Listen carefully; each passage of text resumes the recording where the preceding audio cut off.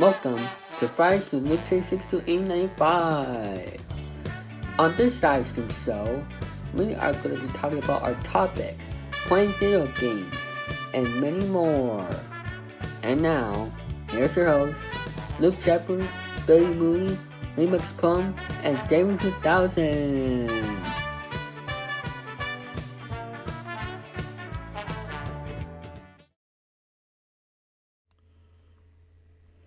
Thank you, Dave 3000, and hello people, this is LukeJ speaking. Welcome back to Fridays LukeJ62895 on YouTube, and this is our 289th episode of the show, and join me for this episode is Billy Moody. Welcome guys, we're back on all that! Dave Danis, aka Dave 3000. And good morning. And also, Luke, joining us today, we have, for the first time in any of our shows, I believe this is the first time I ever been on the show with him, ladies and gentlemen, Dante Pittman!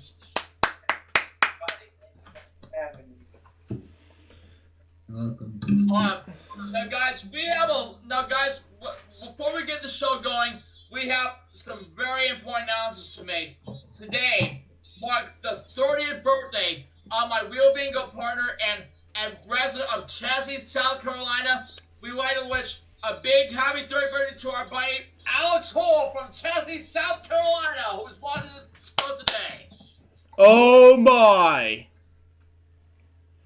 And before... And also, congratulate Brandon Martin, who, as of right now, celebrates his 900 subscribers. So, Brandon, congratulations, buddy. And the guy who brought you Rain Wave Podcast. That's right. And also, guys, we always start out with Dante. I know we're on the air, but we always start with our dead topics. I'm actually going to start the dead topics today, guys, because yesterday we lost the WWE Hall of Famer. So let me go on, and we'll get to you looking for your dead topics in a moment. But let me start by saying this. Howard Finkel was an American professional wrestling ring announcer, perhaps best known for his appearances in WWE. He began working for Vince McMahon's Worldwide Wrestling Federation, the WWF, in 1975. Making him the company's longest tenured employee and was a ring announcer since 1977. Widely regarded as the ring announcer of all time, Finkel was inducted into the WWE Hall of Fame in 2009. So, Finkel, a native of Newark, New Jersey, was the WWE's first employee, after having been first hired in 1975 by Vince McMahon Sr., who was then known as the WWF. Finkel debuted as a ring announcer at Madison Square Garden on January 17, 1977. By 1979, he had become the organization's lead ring announcer for their biggest events. Finkel became the first employee of the WWE on April 1st, 1980, and had been the longest-lasting employee until his death.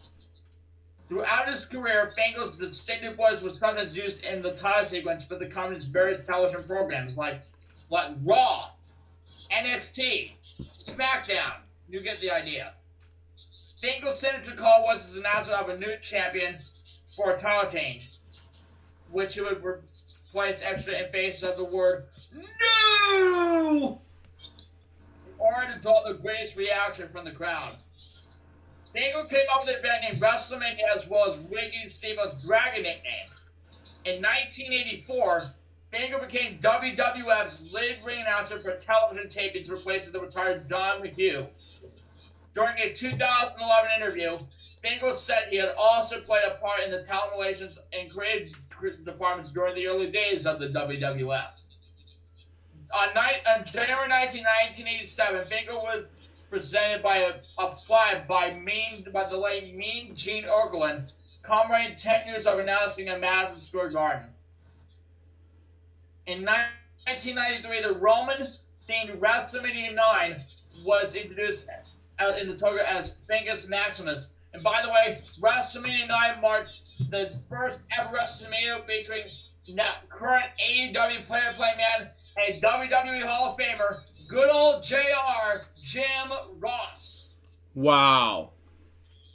In 1995, Finkel took a 7-month hiatus from ring announcing on pay-per-views and television broadcasts, but not at house shows, and was replaced by Manny Garcia. Finkel returned to full-time ring announcing at the 1996 Royal Rumble. As Finkel was generally separated by the scripted angles, but occasionally he became part of the comedy storylines. In November 1990, Finkel played a tangential role in Kurt Angle's defeating Kerry Von Erich to win the World Wrestling Federation Intercontinental Championship after he said the ride from the $1 Million Man Ted DiBiase, whom Von Erich had recently attacked the brother on the Brother Love show, to let him take over as guest ring announcer for the match. DiBiase would eventually help Hennig to win the title by hitting Von Erich with the championship belt and afterwards taunted Von Erich over his defeat. 1992 saw the beginning of a feud with Whippleman, who would regularly complain about Finkel's announcing. In 1992, Finkel was attacked by Whippleman's wrestler Kamala at WrestleMania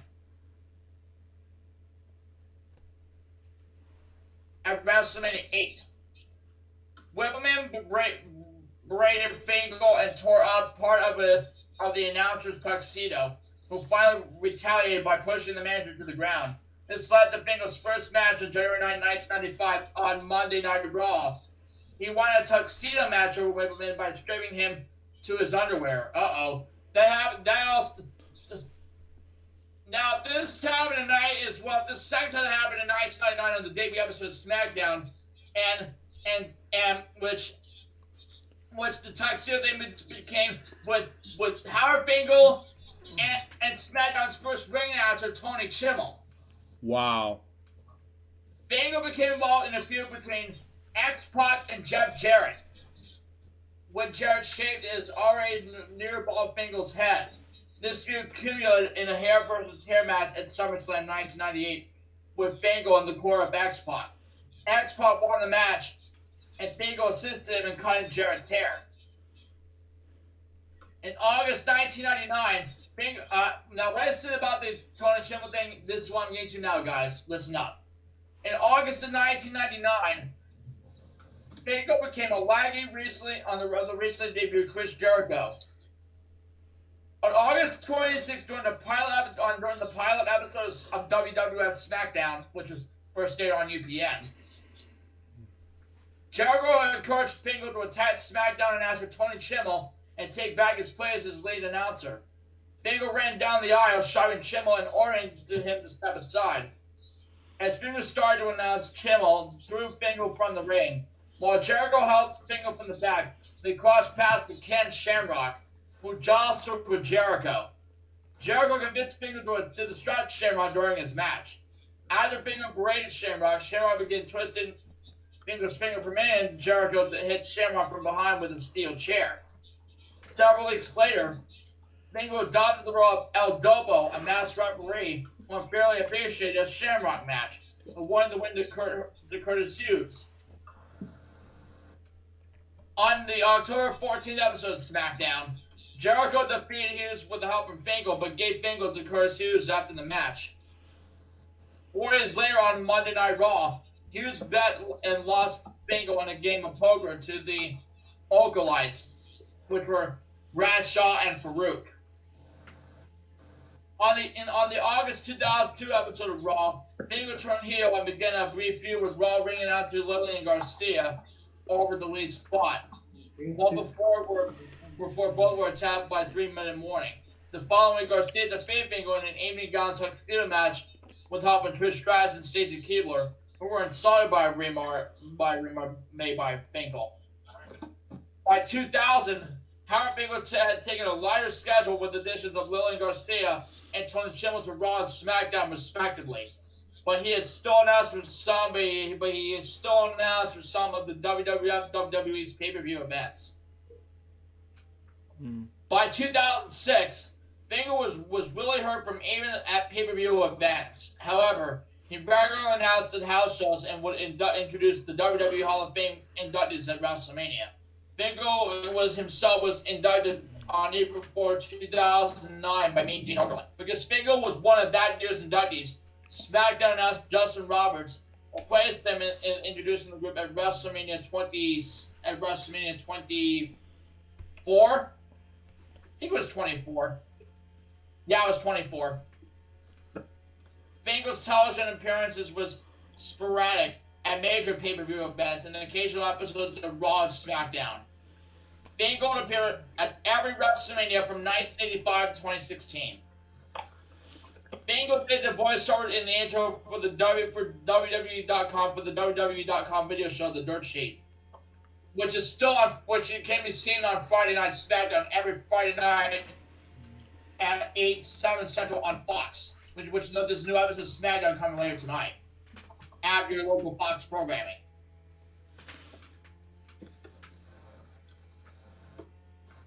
And also conducted interviews for various WWE.com programs. He was WWE's chief statistic. On September 7, 1999, he announced in a special guest host Bob Barber's The Price is Right inspired segments. He was in the background of the Decade of SmackDown celebration on the October 2nd episode. Bingo returned to ring announcer for one night only on the November 15, 2010 Old School episode of Raw. He appeared on an episode of NXT in Outthink the Fink Challenge. In a March 28, 2011 interview, Bingo stated his favorite and current defining accomplishment was announcing at WrestleMania 3 in front of over 93,000 fans. Wow.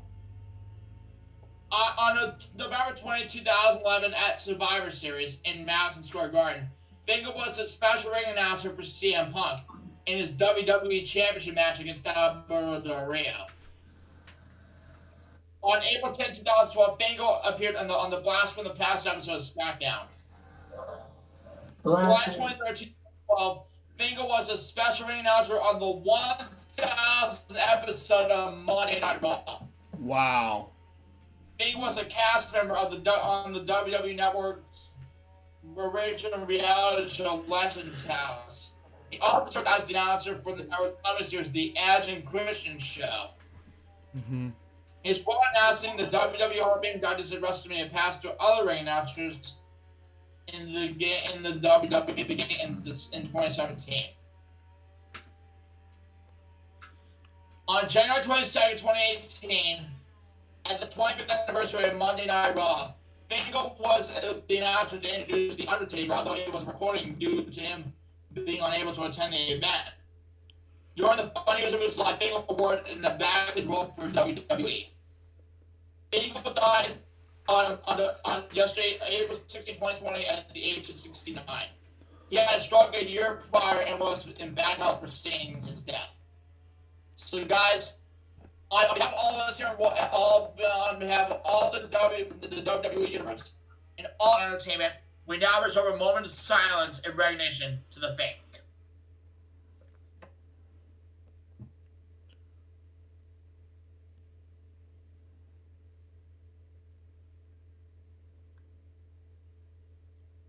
Thank you. Luke, over to you. Now, I will get to my topics first, but I'll get to David's first, since I have, topics to begin with. Uh-huh. David's over to you, before I get to mine.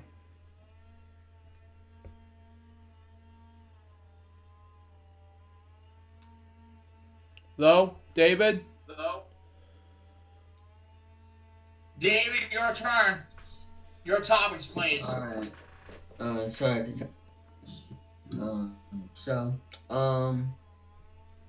So first things off, as you all know, I got a copyright strike on my YouTube channel, and that was because I was reacting to a video on YouTube, which I will not say out of respect. But the thing is, what's gonna happen to my daily guys to react? I'm not really quite just because I mean I could put them all on this and then but it then maybe move them to inner archive. Uh, which but not quite sure about that yet. But I'll give you more details on. And for my second topic, uh, what about my YouTube channel for videos? Um, I'll explain that right now. One. Okay. So what I've been Looks like doing. Dante had to step away. And now I'm gonna have to step away too, guys, because I need to get myself some lunch. So I'll be right back. And Luke, please get your dad topics while I'm away. As soon as David's done. Alright. Carry on with your topics, David. Okay. So what I've been doing recently is a couple of Big John's Theonotic gameplays as well as Animal Crossing gameplays. I was supposed to upload an episode like day yesterday, but unfortunately I had some things going on and also some things. It'll be uploaded there today.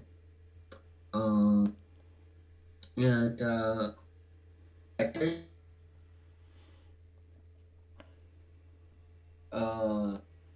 starting on May 1st,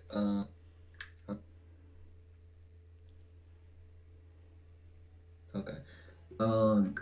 That I was gonna bring back Pressure Luck and all that, with the premiere of it. But the thing is, I don't want to have. Oh, that's what you said.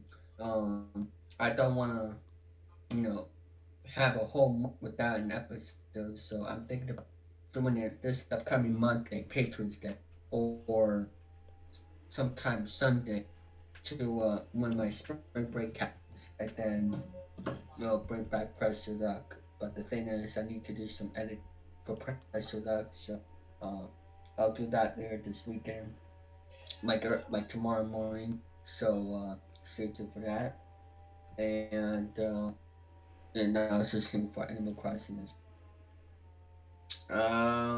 so for the other thing I want to talk about is that oh yes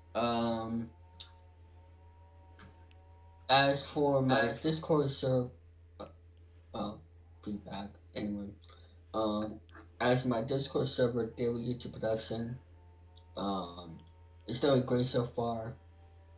We had something happen, but not explain. But just let you all know that coming sometime soon, I'll be taking on not like if there is a summer annual, but um but the thing is, I do want to take a break off Discord, but after the Mr. Contradiction situation happening back earlier last month, which maybe back in Discord. And that's just some other situations. But do not worry. Now the reason why I'm still on a break on Discord, but that means for game shows. I'm still on a break for playing game shows on this, but I'll still be on Discord like uh um what do you call it? You know, expecting or whatever is pronounced. My Discord server, like keep an eye on it. I'll still keep an eye on it. It'll be online. But I'll just don't. I'm not gonna play game shows on the servers for a while. And I probably won't be gonna be all night on Discord for a while. But the thing is, whenever I have options to do, to get off Discord, and that is hopefully having my admins and moderators where they could be online like all day. At least one member of staff could be online like all day. I know Danny like usually stays up until 3 a.m. and wakes up around this time, and I know Luke wakes up early, so maybe hopefully that will be the case. And as for Billy, he doesn't use Discord much. And as for Remix, he has internet problems right now, and as for Dante here, he wakes up early, and he can hopefully keep an eye on the server like that early. So, I mean, we'll see how it goes with my Discord server, the production. So, there you go on that, and yeah, that's all my topics. I'm gonna get busy right now for a while, so Luke, you have the floor. Okay. My topics as follows. Diane Rodriguez was an American theater artist who directed, wrote, and performed. This is cool enough. And Obie Award-winning actress who she was known for using comedy to confront various forms of operation, often with special attention to issues of gender and sexuality. History. School in aviation arts. She received in her BA. In BA in the theater arts from University of California at Santa Barbara. Okay. She was a producer and director at the Sarah Theater Group, Los Angeles, and then artistic associate from Cornerstone Theater Company, and borrowing influence in Channel Fear. Okay, she was born in 1950s to American parents from farm working families. Okay, she co-founded two fear companies, Alfredo de la by Resna, what pronounce it, Fear of Hope and Lanterns Anonymous, and was lead actress for the seminal Chicago Channel Fear group El Casual way pronounce the Spanish word, Fear of the Farm Workers. She joined El Fresco Charbonneto way pronounce it during the mid-1970s in political sketches for Cheshire Canvas and full-length works. She honored her comedic skills performing on a variety of stages, from flatbed trucks to ancient European Greco-Roman African fears. In 1988, she co-founded the comedy troupe Latin Anonymous, and with a response to the Hollywood stereotype to Latino actors. Rodriguez then served as director of the Latino Fear Association at the Mark Chapter Forum from 1995 to 2000. She began directing in 1991 and was awarded a National Endowment for the Arts Fear Combinations Group Directing Award in 1998. She had directed and could develop the work of Neil Cruz, Lynn Narguez, John, what you pronounce his last name, Galzamo, what you pronounce it, but anyway. I'm back. Okay, Dante's back, but anyway.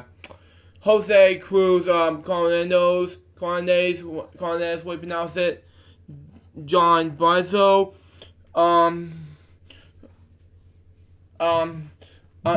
Renzo Sardes, Colter Clash, Albert Mayer, Meredith Cruz, and Cherry Mirandas. She received Best Direction nominations for her work on League of Nationals, we pronounce it, Spice-O-Rama, and Krauser's Crash, Bozer Town.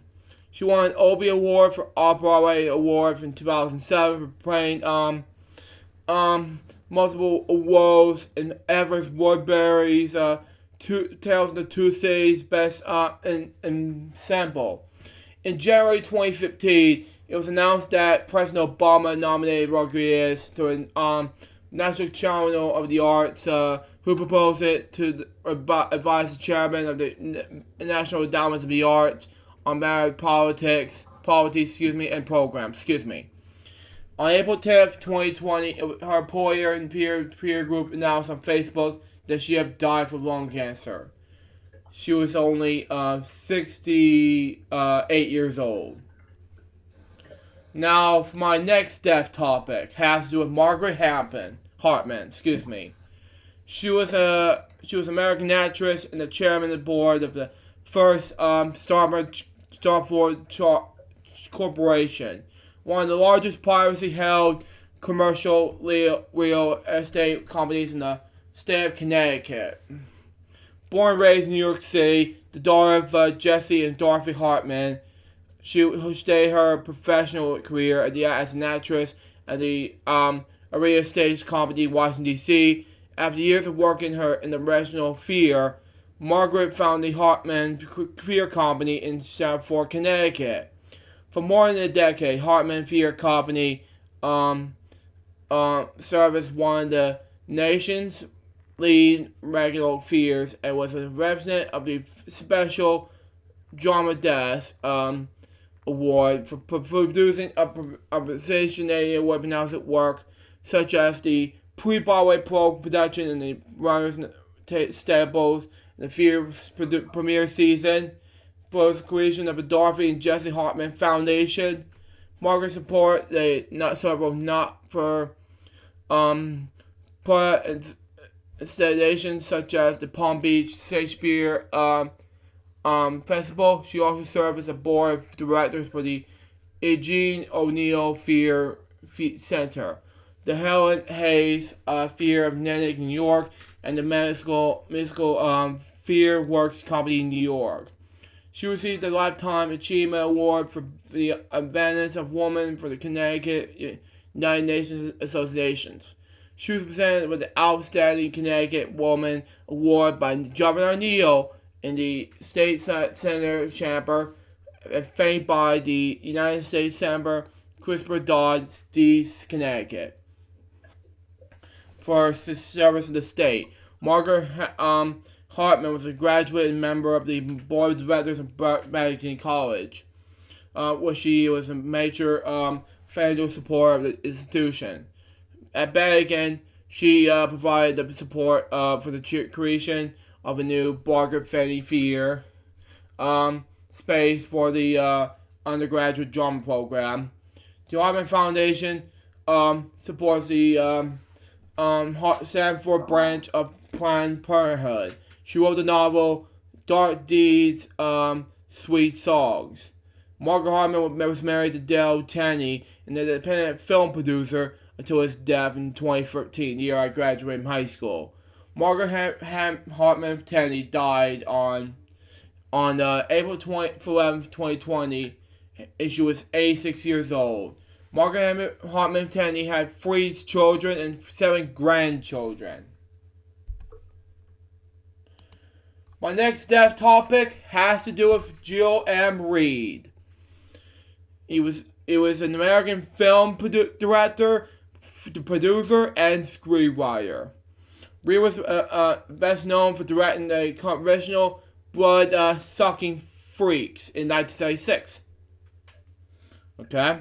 Which was an honest horror comedy that has since achieved cult status, but upon its initial release, but its subject process.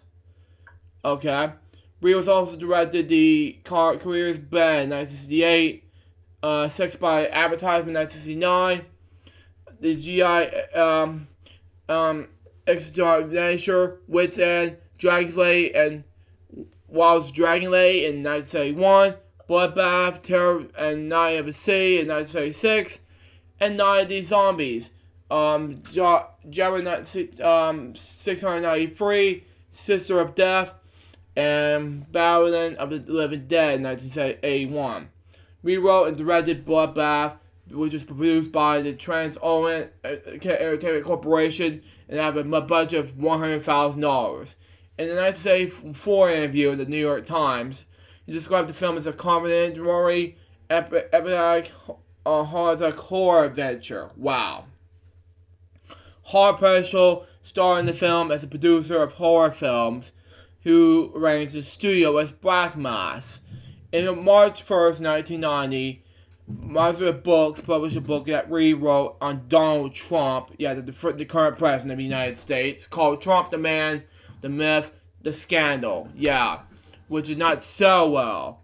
in May of 2012, Reed signed a book with Promise Books, began with his short story, Zombie Wall. Reed wrote all the scripts and movies he directed. In 2011, Reed made a comeback as an actor, playing the main character, Uncle Joe, in the film called Dead Eye, directed by Louis Fortunio.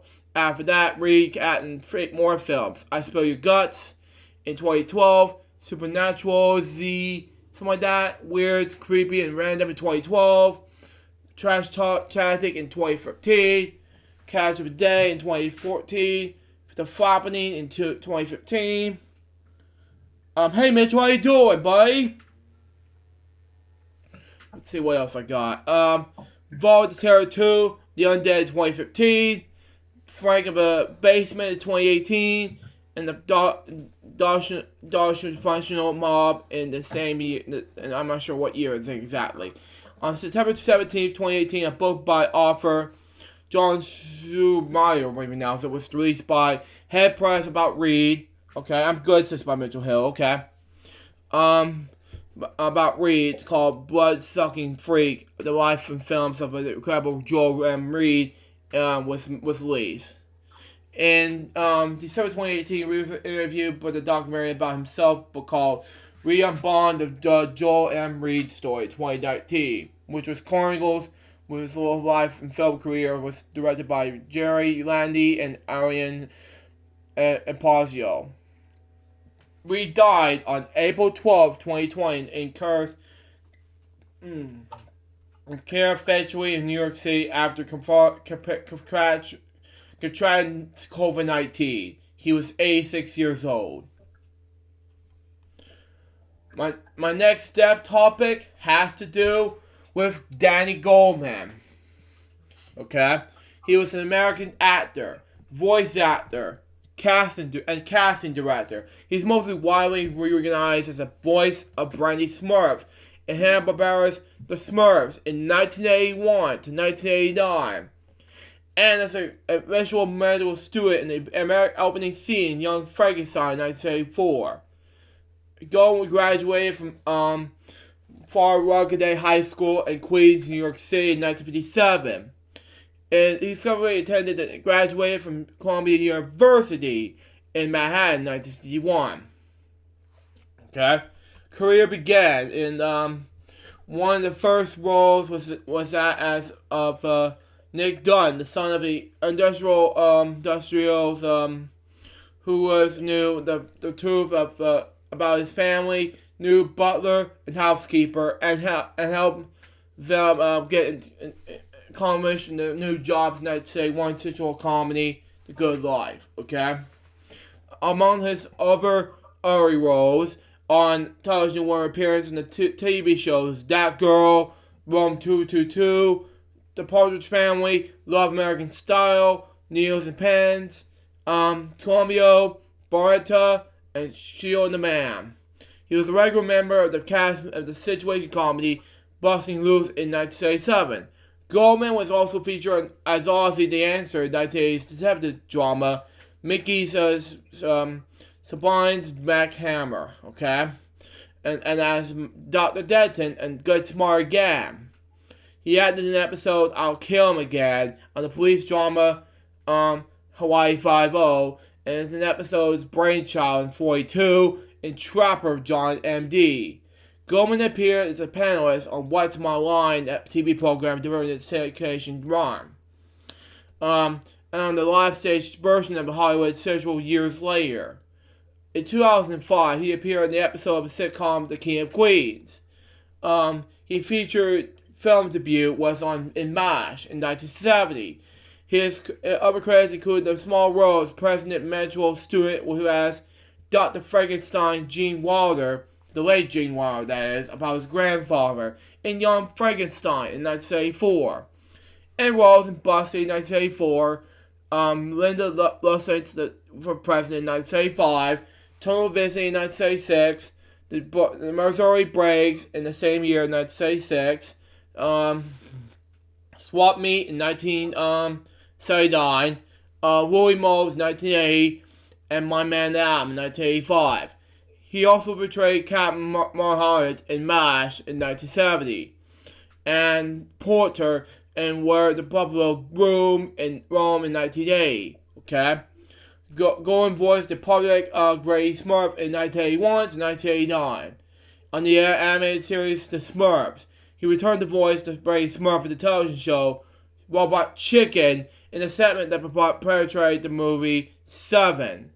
The show's character remarked that all the casting corps of the show and where there are many of the greatest, and they're getting Goldman the voice of Brady Smurf in the Smurfs. Wow. He inspired the role several more times on Robot Chicken, created by Seth Green, who did Family Guy at the time. Wherever Brady Smurf appeared in the sketch, only missing one appearance in House of Smurfs. For nearly 30 years. Goldman was as casting director of television commercials in Hollywood. Goldman died in his home in Los Angeles on April 12, 2020 for combination of 2 strokes. He was 80 years old. My next death topic has to do with an animator of Disney called Anne Sullivan. She was an American animator who primarily worked at Disney Animation. Born in Fargo, North Dakota, Sullivan would follow her sister to California in her role at the Art Center College of Design in Pasadena. Upon graduating in the 1950s, she began working in the animated paint lab at Disney Studios. Later, she took a leave of absence to raise her 4 children. In 1973, she joined Hanna-Barbera. Okay, Sullivan returned to Disney around 1987, animating such films such as Oliver Company in 1988, The Little Mermaid in 1989, and The Prince and the Pauper in 1990. In the 1990s, she painted cells for The Lion King in 1994, Pocahontas, the year I was born, 1985, Hercules in 1997. Hercules! If you haven't read in my post, Billy. But anyway, Tarzan and Fantasia 2000, both in 1999, respectively. In the 2000s, she worked on The Emperor's New Groove in 2000, and both Lilo and Stitch and Treasure Planet in 2002. Sullivan spent her remaining years residing in the motion picture television country house and hospital, where she died of Columbus from COVID-19 on April 13th, 2020, 3 days after her 91st birthday. She is survived by 4 children, 8 grandchildren, and 4 great-grandchildren. My next death topic has to do with Rick May, the voice of Peppy Hare and Star Fox Sport 64 and Soldier and Team Sports 2, among other video games. Watch this remix for you. He was American voice I'm back. So what are we talking about? So which death topic are we talking about right now, Luke Jeppers? We're talking about Rick May. Okay. Well, I did some of the death topics. You missing out on Hercules part and Sullivan, which I talk about last time. I don't have to worry about that because I already talked about the capacity of Howard Finkel. Yeah, you did that. Yeah, I actually did that to start the show, and we also did a moment of silence for the thing. Yeah, we did that. And Dante just left, huh? Yeah, Dante. Alright, well, he'll be with us in the chat room. Oh, Mitchell's joining us. Hey, Mitchell. Hi, man. How's it?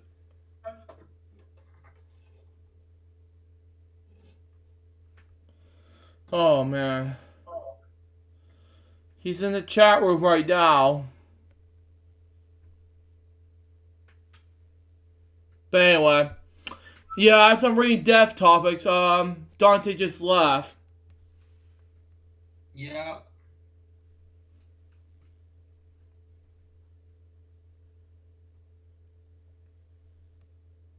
But anyway, I'll get back to the deaf topics now. But anyway, he was an American actor, voice actor, and physical performer, director, and theater teacher for Seattle, Washington. May provided the English language voice for Peppy Hare in Star Fox 64 and Soldier in Team Fortress 2 among video games. May was born on September 9th, 1940. He was raised in Washington and Canada. Wow. May served as a U.S. territory, way you pronounce it, and was stationed in Japan, okay? Was current USO in shows in Tokyo, okay?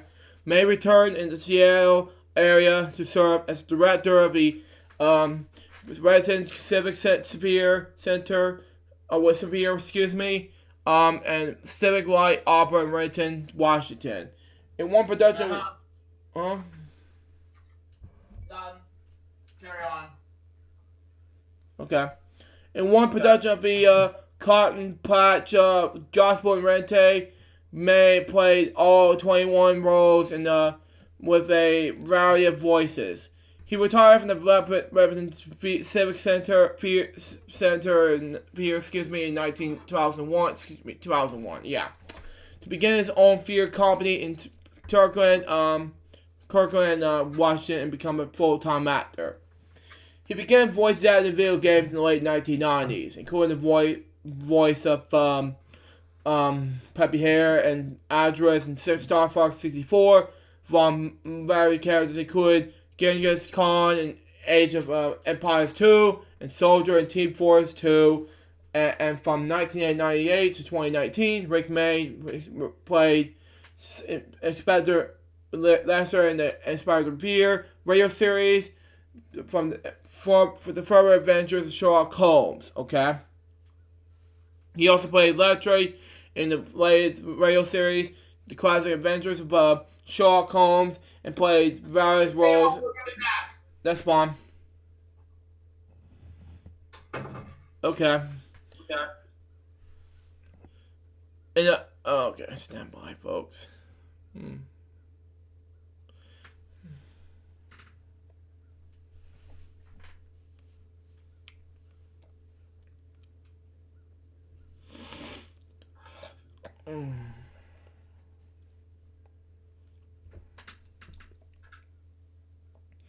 Okay, I didn't mean to pause it, but anyway. Another imagination fear with radio dramas. But anyway, I'll just go ahead and not read the roles right now. May suffered a stroke in February 2020 and was moved to a nursing home from rehabilitation. He was very sadly reported dead on April 13th for complications related to COVID-19 in Swedish Medical Center in Seattle. He was 79 years old. Wow. Sorry, I had to take my afternoons, and plus I had to get my glasses. Okay, that's fine. Okay. What's your next Luke J?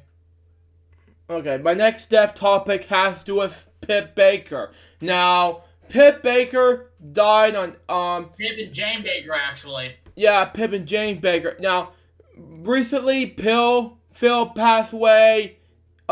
Recently, and I'm gonna talk about both Phil and Jane right now. Professionally known as Pip and Jane Baker, were an English husband and wife team of television writers, known mainly in the combination to the BBC science fiction series Doctor Who. The Baker script on collaboration to Forrest Sitwell for the programming in the 1980s, The Mark and the Rande in 1985, The Trail of the Time Lord in 1986, parts 9 and 14, also known as Terror of the Virtual Worlds, and The Ultimate Foe, and The Time of the Rande in 1987. They also written novelizations of these stories, as well as the make your own adventure with Doctor Who, find your own fate with Doctor Who in the United States, game book titled Race Against Time, Pip and Jane's auto story of the Rennie Greaves of the Rowan featured the return of Randy and release what was released in 2000. Prior to Doctor Who, the script of the episode The Matter of Ballads 1986, the Jerry Anderson's TV series Space 1999, as well as the films Night of the Beast, Becky in 1967. And we lost David, but we have him back. Yeah, we got him back, yep. And Captain Nemo and the Underwater Sea in 1969. In the 1990s, they created and wrote the CBBC series Walt on Earth. The promised Walt being an alien and was trapped on Earth. Jane Baker died on September 8th, 2014. Pip Baker died on April 14th, 2020. My next step topic has to do with Brian Dennehy. Now, he was an American actor of film, stage, and television. A winner of 2 Tony Awards, a Oliver Award, we pronounce it, a Global Golden Globe, and receiving of 6 Primetime Emmy Award nominations. He gained initial nominations in film for his role as Sheriff Will Tercey in First Blood 1982. He also roles in the nominated film including Gorky Park in 1983, Serrano in 1985, Cocoon in the same year, F/X in 1986, Presume Incident in 1990, Romeo plus Juliet in 1996, which, if you watch this, Miss Grab, also known as my teacher, you're going to be amazed, and Nine of Cups in 2015. Donnie won the Golden Globe Award for Best Actor in the miniseries of television film. For his role of Willie the Woman in the television film Death of the Salesman in 2000. According to Valley, Darnay was perhaps the foremost living interpreter of Bright Light, Eugene O'Neill's work of stage and screen. Wow. He had a decades-long relationship with Chicago Goodman Fear, okay? However, as much as his O'Neill work originated, okay? He also regularly played Canada's Strasbourg Festival, eventually works by William Shakespeare and Samuel Beckett, we pronounce it. He once gave credit to his award-winning performance of the play's offers. Where you walk with giants, you learn how to beg your steps. Then was inducted into the American Theatre Hall of Fame. Wow. Okay. His early life began with Brian Benton Donnelly, was born on July 9th, 1938 in Bridgeport, Connecticut. The son of Hannah Manning and Edward Denny, a wire service editor of the Associated Press. Now, Luke, before you carry on with our dead topic on Brian Dennehy, remind everyone watching around here that since today marks a very special day, not only we dedicate to Alex Houle on his 30th birthday and the 900 subscriber for Brandon Martin, but we would like to let everyone know that the segments that we're going to be doing for those games, whatever I win doing those games, we'll add 30,000 plus 9,000 to the total. So $39,000 will be added to our totals throughout the segments. And I will have a calculator on my phone to add up Alex's birthday bank as well as Brandon's 900 subscriber bank. So $39,000 all together. Wow. So Alex and Brandon, if you're watching, this show's for you. Luke, carry on, please. Okay. He had 2 brothers, Michael and Edward. He was an Irish ethnicity and was raised Catholic, way you pronounce it. The family located to Long Island, New York, where Donnehy attended Compton High School in the village of Mount Anya, way you pronounce it. He entered Columbia University in New York City on the football scholarship in the fall of 1956. He interrupted his college education, spending 5 years in the U.S. Marines. Wow. Wow, indeed. Then returned to Columbia and graduated in 1965 with a BA in history. At Columbia, he was a member of the Semi-Cha Gravity, we pronounce it, and played for Robert Union for Obu RFFC. While acting in regional fear, he supported his family by working blue-collar jobs, driving a taxi, and bartending. He hated his brief stint in the Sharp Barker for Merrill Lynch and for in the Manhattan office in the mid-1970s. He later described as how working odd hours as a truck driver allowed him to attend maintain fear performance that provide his acting career education, way to pronounce it. I never went to acting school. I was a truck driver, and I used to go see everything I could see Wednesday afternoons. Wow. His film career began when Danny was primarily known as a dramatic actor. Wow. Wow, indeed. His breakthrough role was a obnoxious sheriff Will Chesson in First Blood in 1982, opposite Schroeder Stallone as John Rambo. Okay, his earlier films include several comedies like Semi-Tough with Burt Reynolds, late Burt Reynolds that is, in which he portrayed a pro football player. Foul Play with Chevy Chase, and Ted, which is awesome, with W. Moore as a Monsanto bartender. He later portrayed a competent sheriff in the western Silverado, and yet as an alien in Cocoon, both released in 1985. Donnie has a memorial supportable parts in such films as Split Image in the same year, 1982, Legal Eagles in 1986, F/X Murder by Ellison in 1986. Way you pronounce this word, but anyway. Okay. Promoted, the way you pronounce this word. For your information, I'm eating lunch right now. I'll be back sometime soon there and later. Okay, that's fine, David.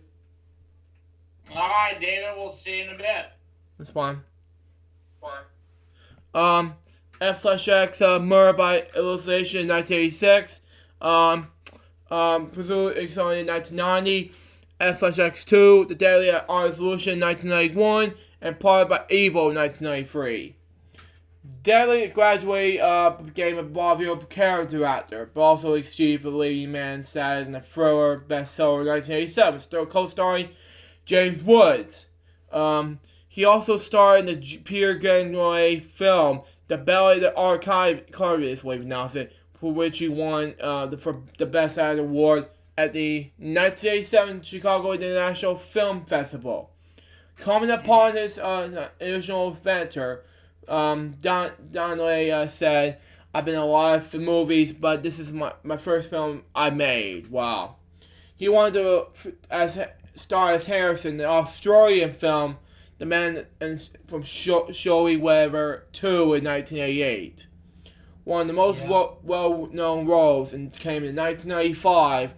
Chris Farley, the late Chris Farley that is, and David Spade film comedy Tommy Boy as Big Tom Callahan.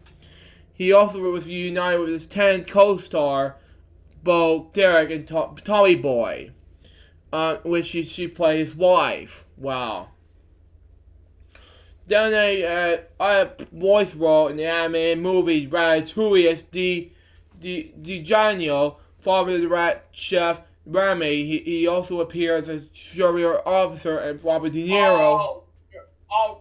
You're talking Ratatouille? Yeah. Or you're telling me the film from Disney and Pixar? Yeah, Ratatouille, yes. Yeah, I think there was supposed to be a Ratatouille. There was actually a Ratatouille ride located at Disneyland Paris. If you guys want to check that out, those who want to go to Disneyland Paris after the coronavirus ends. Yeah. There's supposed to be a Ratatouille attraction coming up soon, or that's gonna be opening up soon over at Epcot. But I can't go to Disney World until the coronavirus ends. I'm not sure when it's gonna end. I don't know when it's gonna end either. We're going again soon. Yeah, I'm praying that I'm hoping to go to SeaWorld. Yeah, we'll see. Because I know this next year, guys, will mark October 1st of 2021 will mark the 50th anniversary of the Walt Disney World Resort in Orlando, Florida, which the theme park that was the amusement park that Luke and I are definitely familiar with, and all you Disney fans out there. Yeah. So, so again, guys, like I said in the past, one of the Disney cast members for one of the resorts. More information on the coronavirus events with Disney World and all the tickets and hotel reservation information. DisneyWorld.com is the website, or you can call it your travel agent or 1407-W-Disney. Again, that's DisneyWorld.com. Go online there. Call your travel agent or call 1407-W-Disney. Luke, back to you. And Matt, if you're watching this, is for you, for the Disney logo, Matt Goldstein. But anyway, he appears as serial officer of Robert De Niro and Al Pacino in the 2008 cop drama Righteous Kill, and as a father of Russell Crowe in the 2010 suspense film The Next 3 Days. Then they starred as Clarence Darrow and Aldred, way to pronounce it, a film based on the Scoop's monkey trial, okay? Hey Andrew, how you doing? And almost happy birthday to you, Andrew! 35?! Yeah! What? Yeah, you're about to add that to the list. Oh yeah, let's see. Oh yeah, 30, yeah, this is the birthday special for him, so let's see. 39, let's see, 39 plus 35. So 39,000, let's see, 39,000 plus 35,000. Hold on.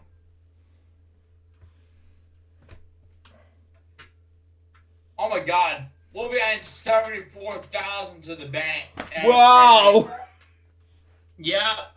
So $74,000 combined for Brandon's 900 subscriber, Alex's 30th birthday today, and for Andrew's 35th birthday. So instead of 39,000, guys, for all the segments, $74,000 will be added to what we get in the games. If you watch this, Andrew. Because Alex's 30th birthday today. Happy birthday, Alex.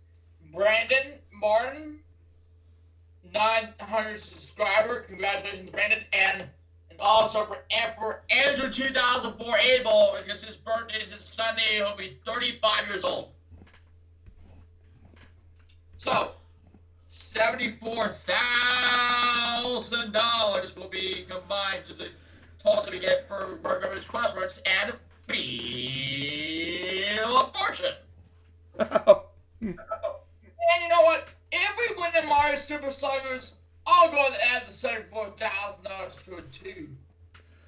Now the team we're going to be playing as, I'll mention this right in my camera. The Mario Fireballs. Wow. And we'll be facing the Bowser Monsters.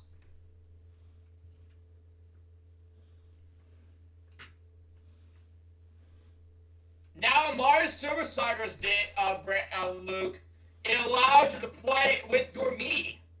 Yeah.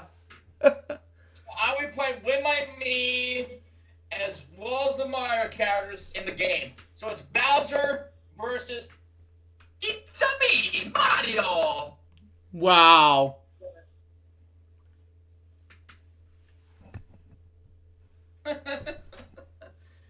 Alright, so let's get back to our TED Talk of Brian Denny. Look. Okay. Blind stars Clarence Darrow and Eldred, a film based on Scope's monkey trial, the famous court battle over the teaching of evolution of American public schools. Okay, television. Downey began his professional acting career in small guest roles in such 1970s and 1980s series as Kojak, Lou Grant, Dallas, Dynasty, and Hunter. Okay, he also appeared in the episode of Miami Vice during the 1987 to 1988 season. Dynasty portrayed Sergeant Ned T. Frozen Chosen Coleman in the television movie A Woman in the War in 1980, opposite Brad Davis.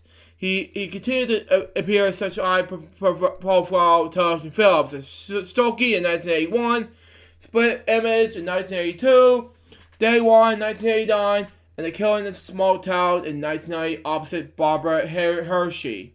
What do you pronounce it? But anyway. He also played the entire role of HBO's Teamsters boss, the Jackie Pressure story. Dynasty had the lead role as fire chief celebrity dad Leslie Buddy Krebs in the short-lived 1982 series Star of the Family. Okay, despite his star power, that show was canceled after a half season. Donnelly was nominated for Emmy Awards 6 times for his television movies. In 1992, he was nominated for Outstanding Lead Actor in the miniseries or TV movies for his performance as John Wayne Casey in The Catch a Killer. Wow. And nominated for the same year in the different category, Outstanding Supporting Actor in the miniseries or television movie for Born Approved. Donnie's other Emmy nominations were the principal in The Killing in the Small Town, Murder in the Heartland in 1993. Wow. And for the Showtime cable television movie, Our Fathers in 2005, which is about the Roman Catholic Church, I'm not going to say the S word, abuse scandal. Wow. In 2000, Donnie was nominated for an Emmy for Outstanding Lead Actor in the miniseries for a television movie for the television presentation and for his performance as Willie Wallman in Arthur Miller's Death of a Salesman, which he had to perform on Broadway. While not going the actor and the Emmy win for the performance did, however, win him the Golden Globe Award. Wow. Just wow. He starred in the popular crime drama Jack Reed television movies. He also appeared as a recurring drama character on NBC sitcom Just Shoot Me. A cartoon version of Danny, however, appeared in the film Star Park Bigger, Longer, and Uncut in 1999 and an episode of The Symptoms. But anyway. In January 2007, he starred in the episode Scherzer was able to pronounce his word, but anyway. And of it is hard to pronounce anyway. Yeah, of Law and Order SBU. As a retired criminal who wants to reconnect with his daughter and admit his crimes before dying of a terminal disease, thus ending turned a wrongful imprisoned inmate. In April 2008, Danley guest stars as a Teamster boss in an episode of Prairie Rock. Danley guest starred in 2009 episode Rules of Engagement as a follower of the main character, Jeff. Danley also narrated many television programs. He narrated the Canadian-Irish drama Death for Canada, way you pronounce it. At the time of this death, Danley was set to star in the animated Amazon Studios series Cocked, way you pronounce this word, but you know. We'll have to get co-star Jason Lee, Dreamer Walker, Dorian Bard, and Sam Tramiel. Danley stars Elizabeth Keene's grandfather in the NBC series The Blacklist. Fear. The Danley won 2 Tony Awards. Both times were Best Lead Actor in the Play. Wow. High Bear says by David 3000. Okay. For Andrew. But anyway. The first win was for Death of the Salesman, for which he also won the Lawrence Olivier Award for the production's London's run. In 1999, and the second was for Eugene O'Neill's Long Day's Journey into Night in 2003.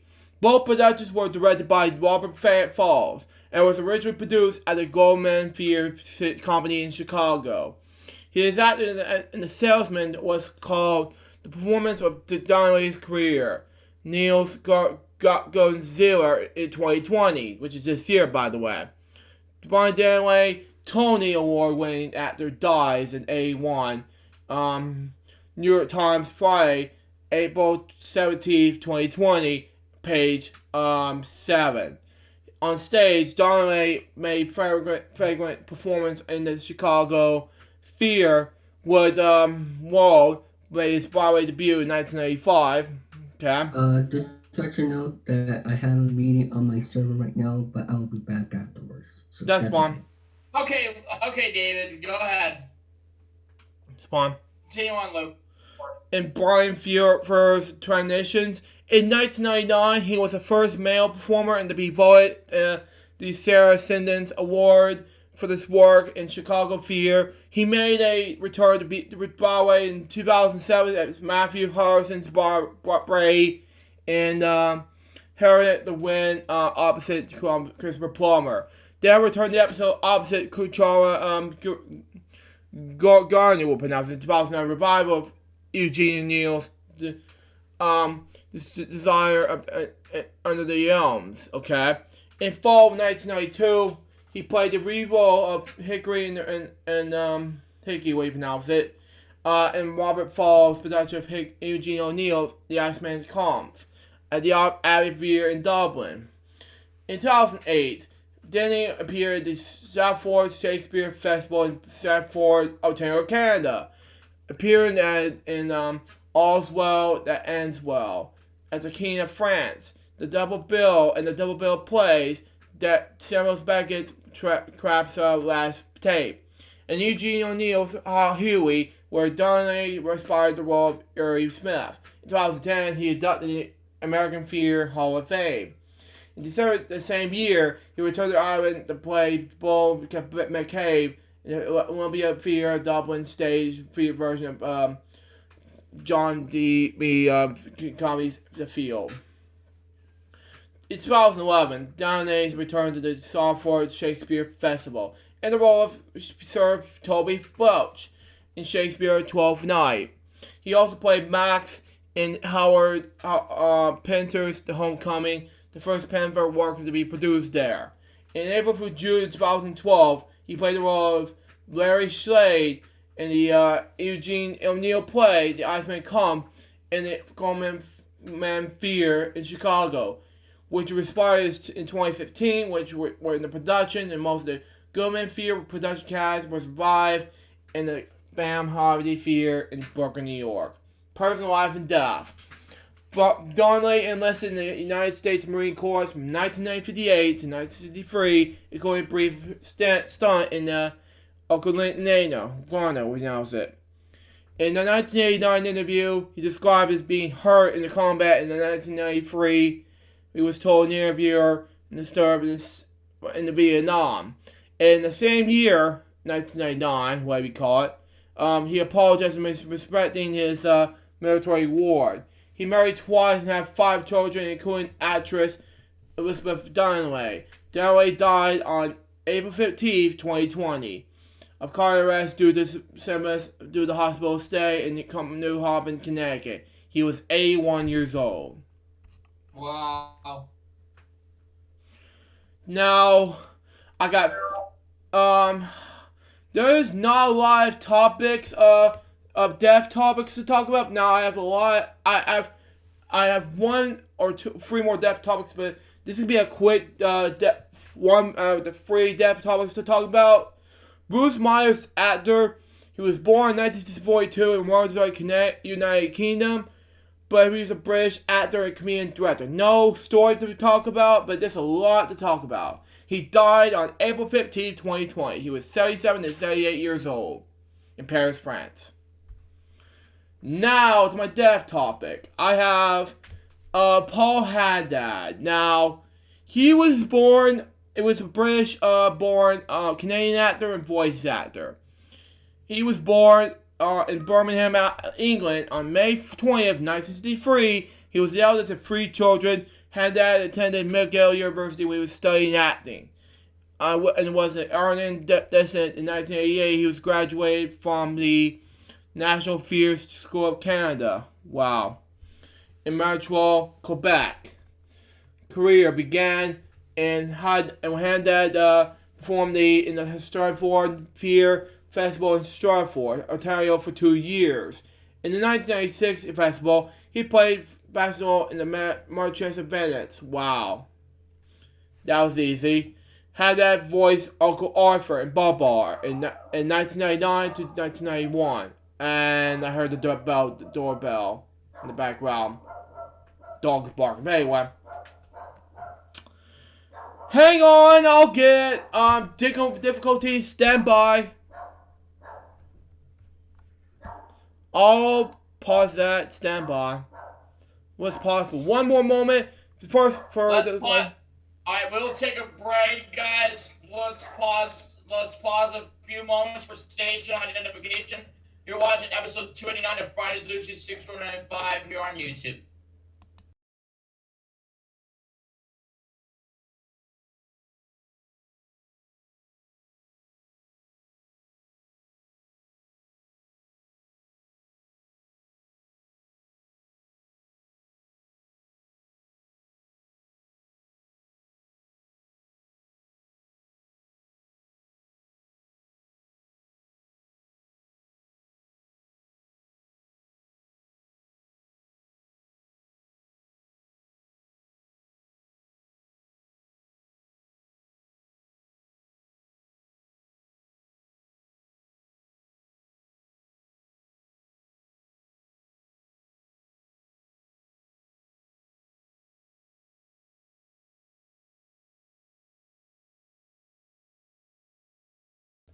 I'm back, guys. My packages came. Oh, your package came. Okay.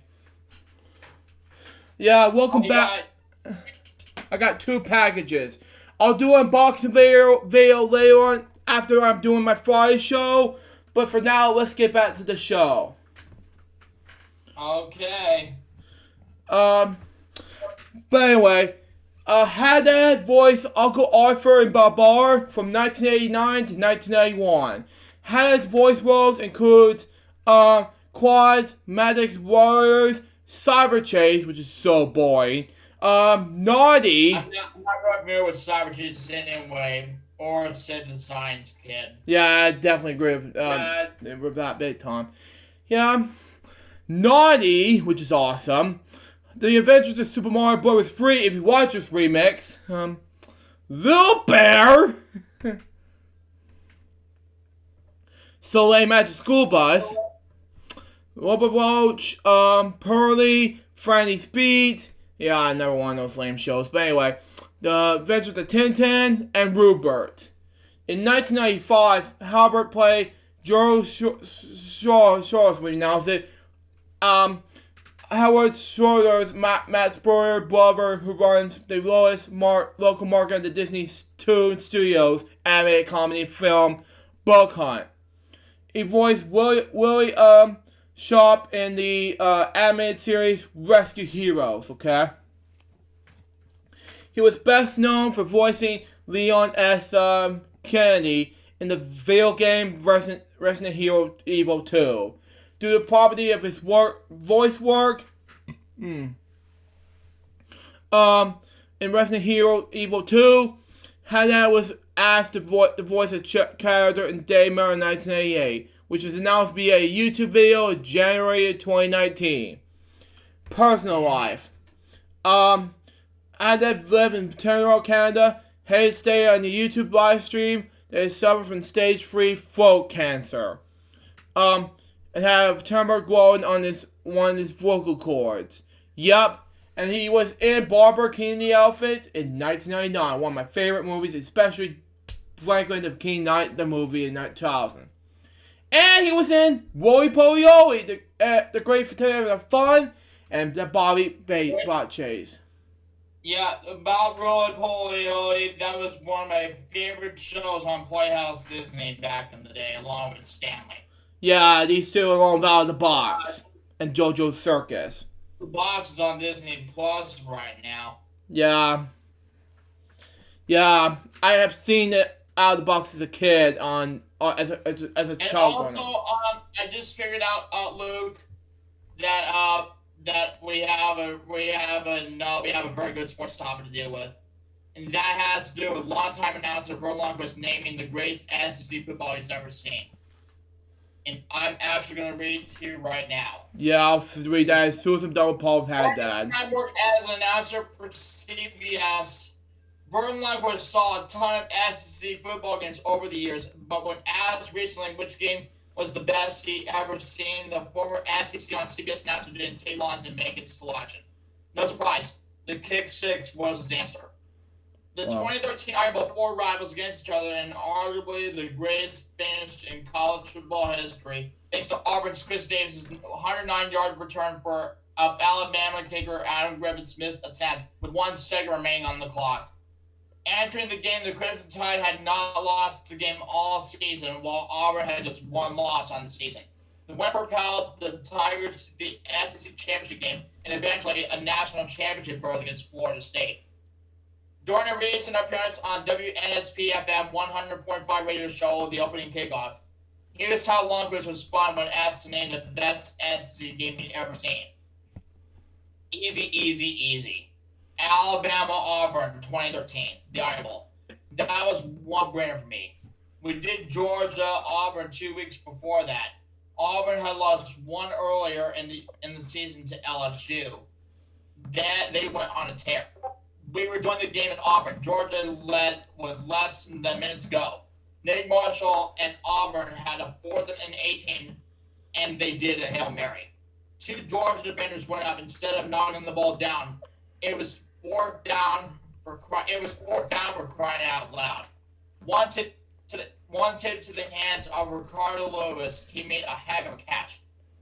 On the air, Gary said, "This is the greatest match I've ever seen in any college football game in my life. You'll never see anything better."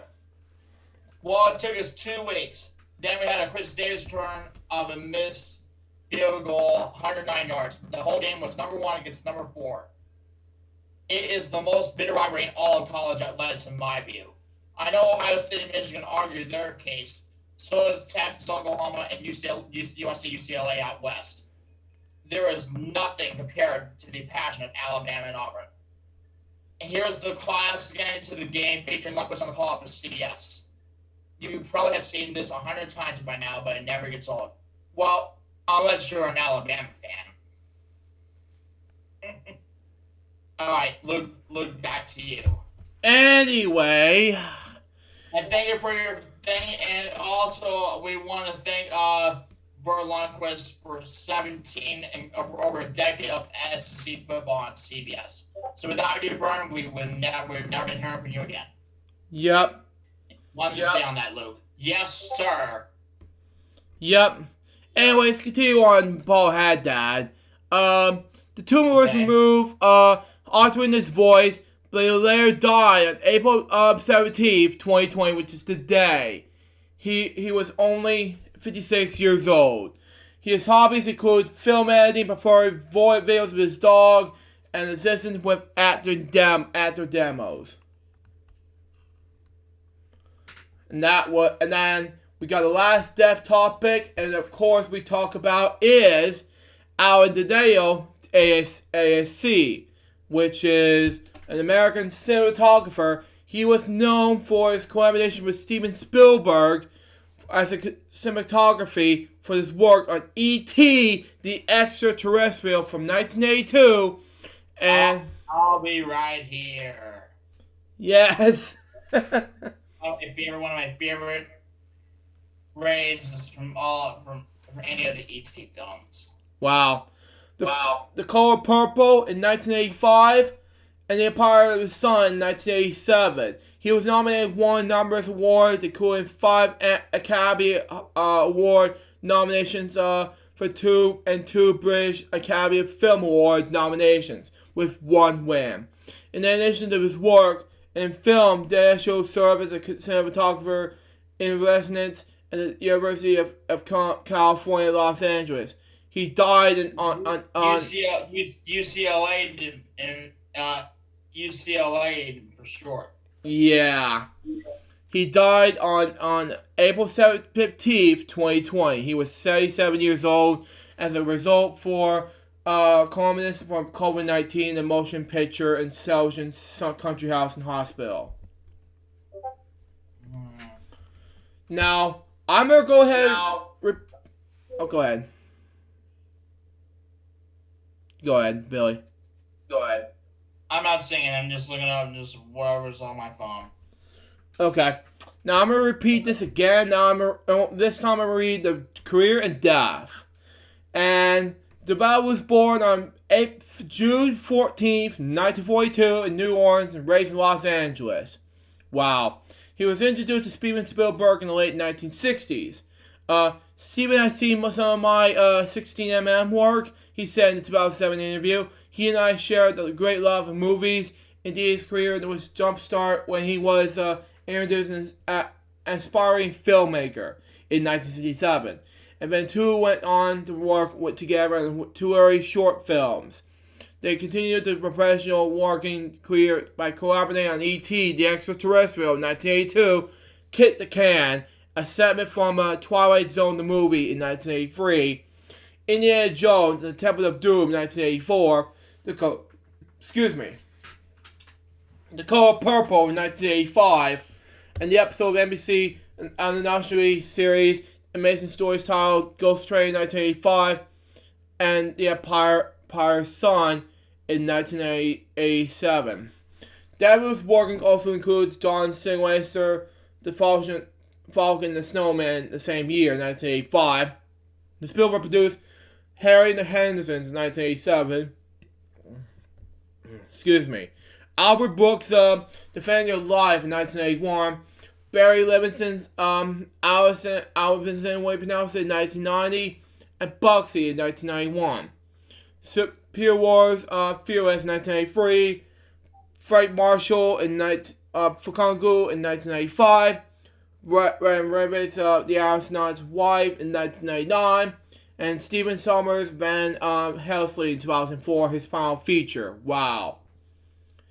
He received Lifetime Achievement Award for the Art Director's Gold in 1997, and the American Society of Cinematographers in 2007.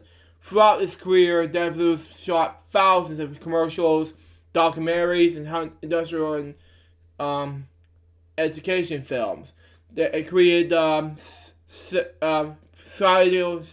special effects lighting for Robert Corman's The Trip in 1967. Before he gained entry to the International Photographer's Gold. E.T. the Extraterrestrial. While doing a lawnmower commercial in Arizona, W. learned that Spielberg was looking for a cinematographer for E.T., sent a director to tape for a 1980 CBS telefilm that he shot, The Boy Who Drank Too Much, starring Scott Boya, way you pronounce it. It's hard to move, and it's about kids. And I knew Steven would watch it. W said Spielberg stated he considered W was his next feature say. I did something that I rarely do. I did it fake twice.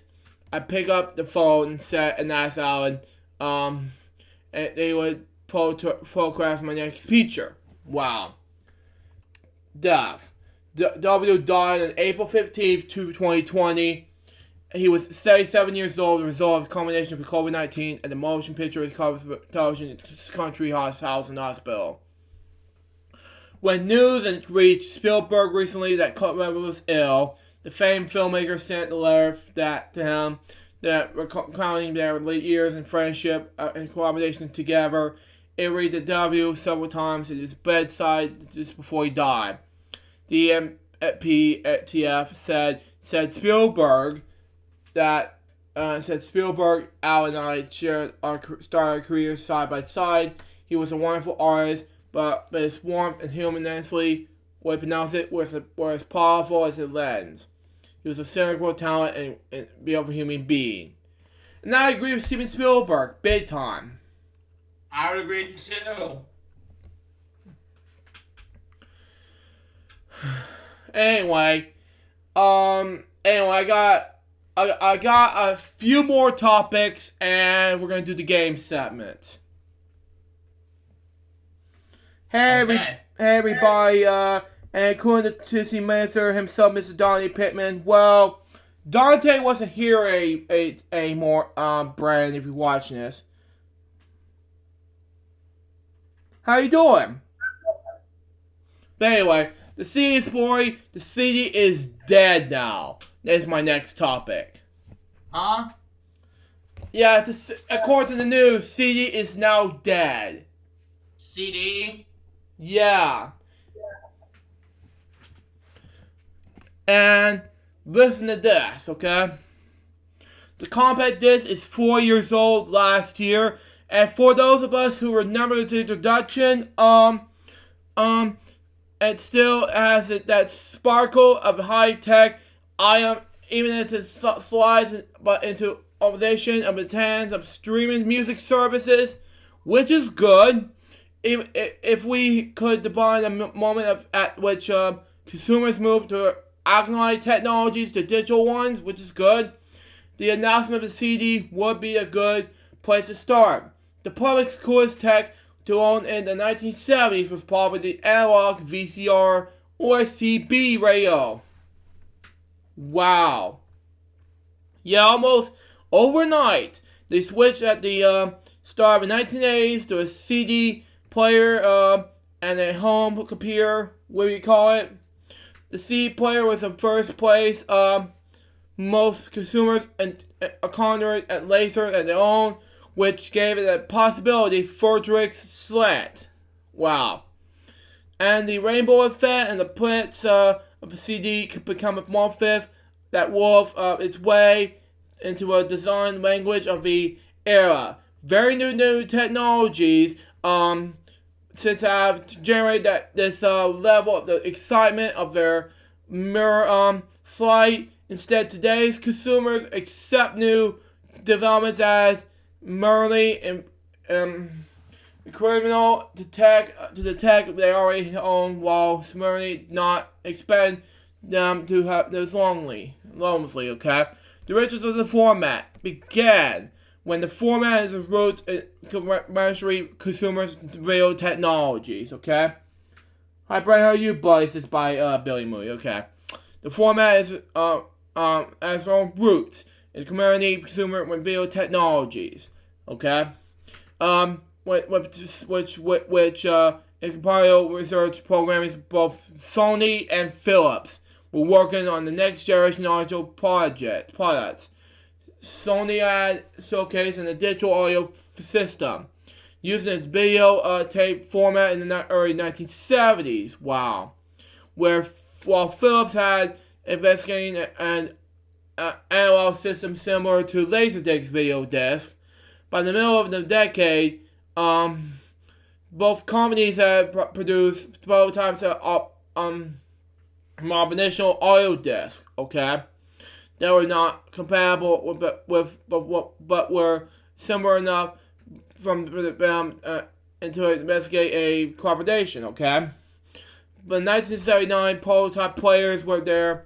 120 millimeters by night would pronounce the disc contained over an hour of 44.1 kHz 16-bit stereo audio, where the result in books and magazines were the furthest upload featured the prototype players along with the investigate rainbow shot in the CD of the way of the future. Wow. Okay. TV shows such as the BBC's Tomorrowland World, were made astronomical claims about the new formats during drumability. Okay. After today, ladies and gentlemen, we are episodes away to hit our 300th show. Wow. This is amazing, but guys. But anyway. Yeah, it's 11 episodes away. Yeah. Wow.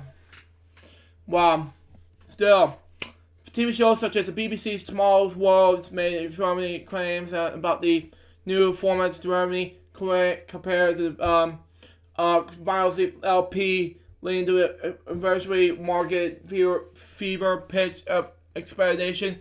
The Philips Silver top Mullen players might have looked good, okay? But consumers' work would have to wait a few more years until 1982 before the first commercially available models hit the stores.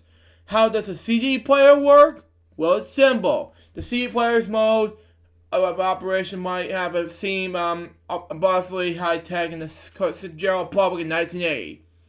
But when it's laid out into its financial and its refreshingly understandable and its decide. Hold on, Luke, I'll be back. Okay, Billy. Okay, Billy. Yeah.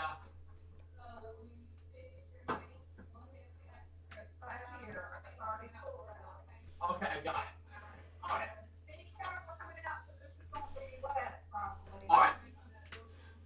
Alright. Alright. Okay. Alright.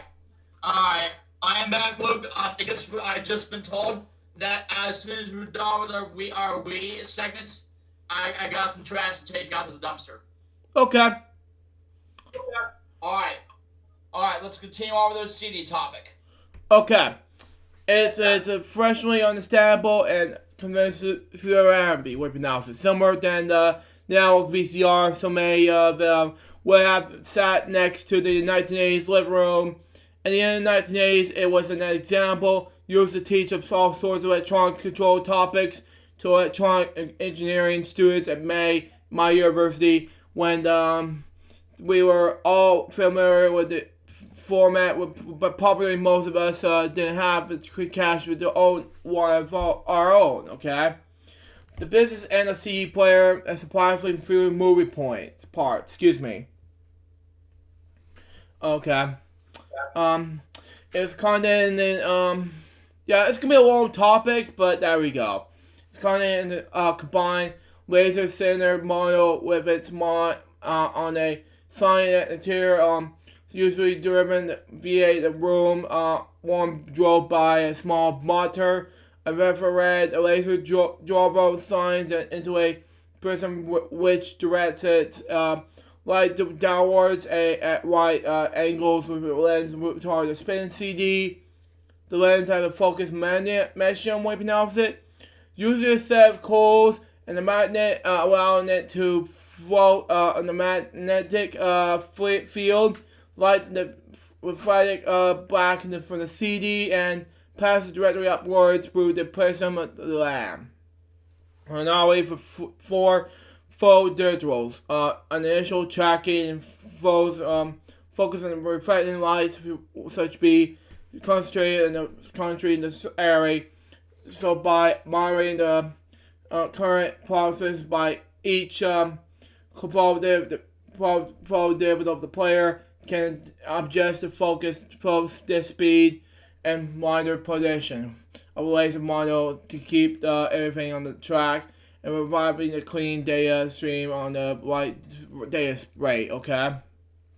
Yeah, log signal on the drawn area contains the data stream is produced at the beam, okay? Sees at the pits and the lands of the CD on one bit form and simply digitalize these into bits. The bits are initially into data frames. These have been encoded into the form designed to maximize the recoverability of a stream byte equivalent each byte of data into the 64-bit word. Okay. Intended to reduce the international bandwidth of the stream by equivalent single logic ones and zeros. Okay. The colon is performed using a lookup table, resulting in a 16-bit data stream with lead man inner correction applied. The error correction step in the perform as a result to feed the DAC to produce the audio signal. There are many variations of enchantment to the system that have been created by various manufacturers over the years. But it's hard. The CD player remains a surprisingly simple device. What happened to CD? Okay, the heyday of the CD probably came in the 1990s. Okay, whenever players have moved out in the realm of a wealthy advertising into the cheap consumer electronic stores. Okay. A portable CD player could be had in a very affordable sum, and they begun to oust the Walkman-style cassette player as the choice of music on the go. Meanwhile, the CD-ROM followed a similar path in the affordably and no mid-1990s because mixed box PC was complete without CD-ROM drive and the multimedia encyclopedia. There was offered CD-based appliances, multimedia appliances such as the Philips CDI and Corn's CD-TV and in the box, black box video CDs, and of course the crop of CD-based brigade consoles, which is worse. With the exception of the Wheel of Fortune for the Sega CD, which is okay. The CD was largely responsible for the huge success of the Sony's first generation PlayStation. Well, which I have over right on that side over there. Wow. While cartridge-based consoles have required developers to pay up front and for a vast industry for cartridges that might have become landfill and the product flop. The PlayStation developers mainly have to pay for the CDs produced. While the game public were going crazy about their PlayStation and listening to drum and bass on their Discmans, while written on the CD format in 1998, the MP3 player was made its debut. Quickly followed the first Diamond Roll, and then a host of other players. The accompanying growth of file sharing service such as Napster, which is stupid, prompted a self-destructive legal meltdown from recording companies and bands who would turn their own consumers and fans in an effort to protect their CD sales, insanely making an MP3 file for the internet as a far cooler choice than a CD from a corporate legal bully. Oh God. The arrival of the Apple iPod brought both and the easy legal online music store and the music MP3 player as a destructible lifestyle accessory, and the CD began its design.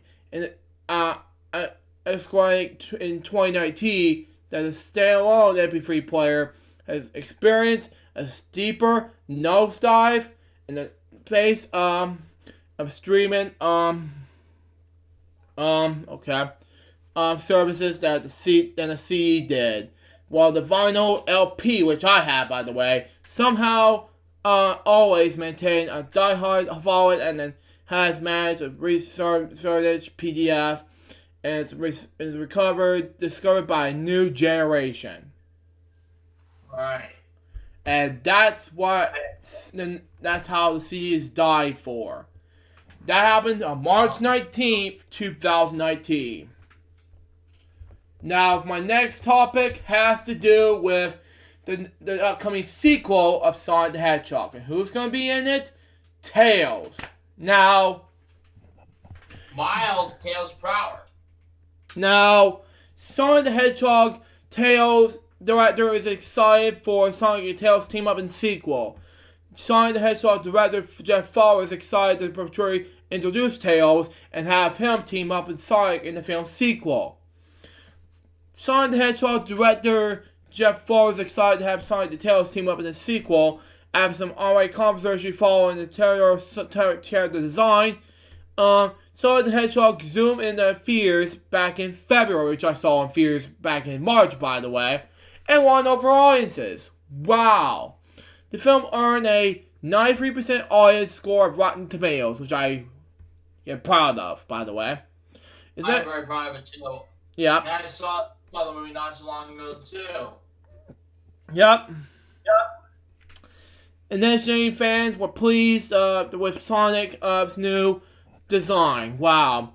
Not only that, Sonic the Hedgehog made it to $146 million in the U.S. box office, making it the highest growing video game adaptation of all time. Whatever pronounce this word. Wow.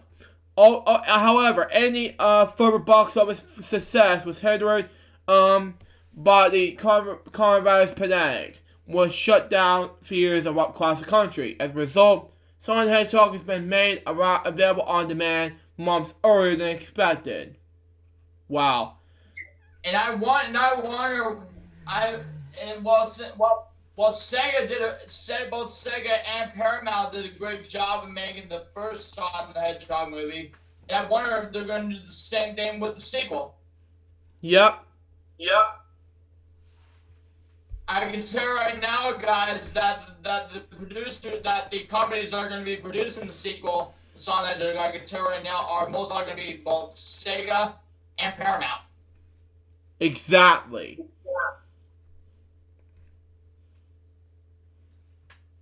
And the sequel to Sonic the Hedgehog will be based on the Sonic the Hedgehog 2 video game for the Sega Genesis. Yep.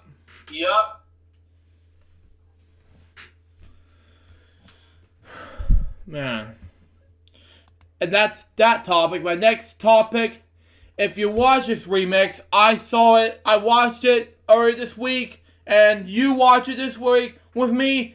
I paid it with $19.99 on Amazon, and it is Trolls World Tour Scores Breaker digital debut. I've watched it. It's with Remix, Mom, and Stepdad, and they loved it. I ain't got a chance to see it yet, but I'm pretty sure it'll be good. It's on demand right now. It's free. It's $19.99 UHD. Okay. So there you go. Yeah. Anyway, Trolls World Tour is the biggest digital debut of all time. Los Angeles. Trolls World Tour became the biggest digital debut of all time this weekend. Universal Pictures said Monday. The animated sequel featuring the voices of Justin Timberlake and Anna Kendrick was #1 on all the major platforms, including Apple, Amazon, and Comcast. Fandango Now also said the release of Trolls World Tour helped the service have its best weekend ever. It also has its most pre-ordered film ever. Yeah. Trolls World Tour was the first film from its major studio to debut on digital platforms on the same day as the regular release due to the coronavirus pandemic. It's also played on 21 drive-in theaters over the weekend that have remained open. Wow. Most traditional theaters have been closed initially, forcing studios to push plans to release back in a number of months. Many films that have already hit theaters, including Universal titles such as The Hunt and Emma, are now available to digital purchase or rental. Trolls World Tour was an outlier. However, its keeping its release date, suspending numbers was not provided. My last topic has to do with Nintendo Switch. and it's getting that it's one of the most conventional games of all time. Let me guess. Animals Crossing? No. One of the most controversial games of all time is coming to Nintendo Switch. Most especially after teasing an announcement earlier this week, developer Destructive Creations have announced that its additionally controversial device and initial shooter is called Hatred. It's coming to Nintendo Switch. At the time, the moment of publishing, there's no word of release date. Further, it's currently unclear to this change or going to be made into the game or to release Nintendo console, which usually doesn't allow for games rated adult only. Hatred first emerged in the scene back in 2015 via Detroit's creation of PC. In it, players play as a maniphonic mass killer who goes on a genocide project for the one and only goal of killing as many humans as possible. Sounds horrible, right? Excuse me. But anyway, well, according to Destructive Creations, the game was a direct response to sexual and political trends at the time, such as political correctness, okay? As you would expect, the game was incredibly controversial. In fact, it was actually pulled from Steam Greenlight by value due to its over-the-top violent content. However, it eventually was brought back alongside his personal apology for Gabe Nero himself. Naturally, all of his only added to the game's controversial nature. When Hatred dropped in 2015, it was universally hammered to be being respective in this unnecessary level of additional violence. Wow. Wow, indeed. Yeah, that said, the game had actually found an audience and many defenders who defended not only the game's right to exist, but some elements of the gameplay. Wow. As available to there's currently no word release date, but Destructive Creations did tweet out a picture showing the game running on the Switch. Okay, so it suggests they're only not far away from releasing. Okay, it's Happy Easter, our beloved fans, said Destructive Creations. Recently, we revealed something regarding Nintendo Switch. This picture may get you a better idea about what is going to be happening. Are you waiting? Oh my. Hatred is available on the PC, and for now, only the PC. Below, you can read more about the game. Hatred fills your whole body. You're sick and tired of humanity's worthless existence. The only thing that matters is your guns and poor management that you were unleashed. Okay, reason a visual pitch of the game. You will go out in the hunt, and you will clear the New York's outskirts and the humans with cold blood. You will shoot, you will hurt, you will kill, and you will die. Wow. These are no rules. There are no rules. There are no compassion, no mercy, no point is going back. You are in the Lord of life and death now. You have full control of the lives and worthless human scum. Do you know comicbook.com has a comic Pokemon? Yeah, man, boring. That's right, folks. A Wild Podcast has appeared available every 2 Thursday. We bring you the best breakdown of this week's biggest news from Jim Commercially, Morgan Bacon Pierce, Creaking Power. Yeah, I skipped the episode. But anyway, next up, yeah, and that's our topics for the day. Now, before we get to our game segments, I would like to delete these 2 game segments because those those will be spin first, and then Billy's game's turn will be going last. I'll be first, and because I have to go on with these things, because I don't know what's going on. But let's go ahead and apply wheel changes to see what happens. Oh, come on, really? If there's an error? You gotta be kidding me. Yeah, hang on, we got a difficulty. Sorry. Yeah, apply wheel changes. Sorry. Yep. Yep. Stand by, folks. And we're gonna, yep. And we're gonna do Dave for Files Behind the Scenes last, but first we got to, and we gotta spin the wheel. L4GS TV's flash control stuff. Okay. Got this out of the way. Hang on, we got this out of the way, even though it's already done with. Counting out is $34,000 for you guys, so stand by for that. Alex, Houle, and Andrew, this is for all you guys. But anyway.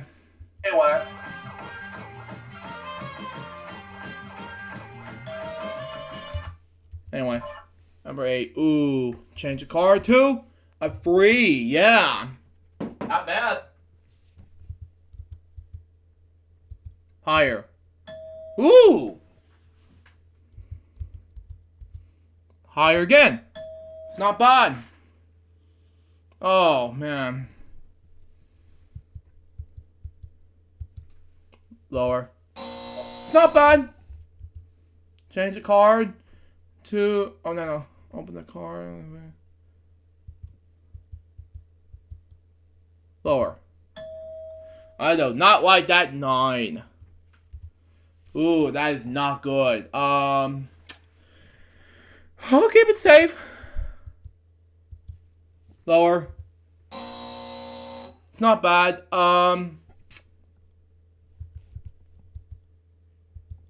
Lower. It's not bad. Ace. Okay, it's an ace. Okay.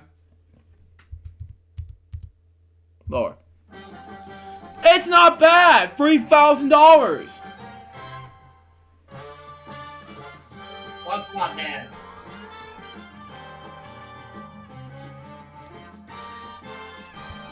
What's not bad?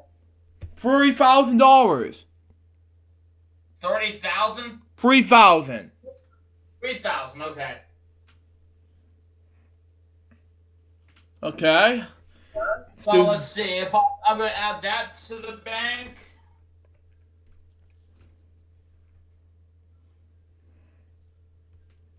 So we're gonna add the 74,000 here, and we picked up 3,000.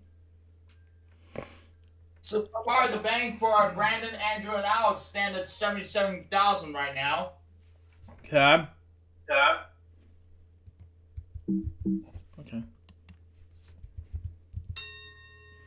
Bluebird, okay,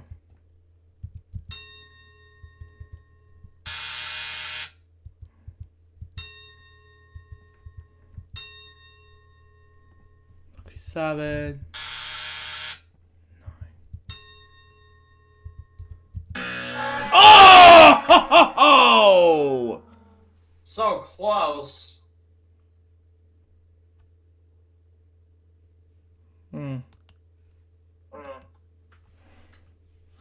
Okay. Oh.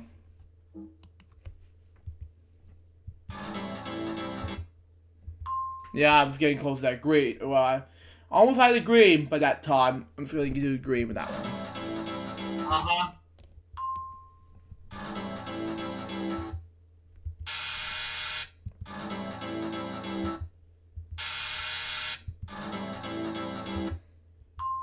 And also, after your read segments, Luke, I'm sorry. After your read segments, I have a very special game of Price is Right for the PC that I will be doing on top of it. Okay.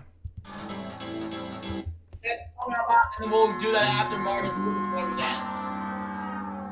That was great. That doesn't count. $64,000, but game over. 64,000. And that was game over. What? 64,000. Game over. What? Game over? Yeah. You had the 64,000 game over. Yeah, and that one doesn't count, and that was game over. Okay. Yeah, I accidentally did that. I had put green, and all of a sudden just misspoke. But anyway, home stretch right now.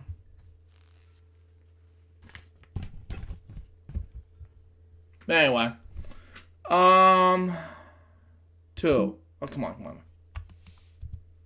Yeah!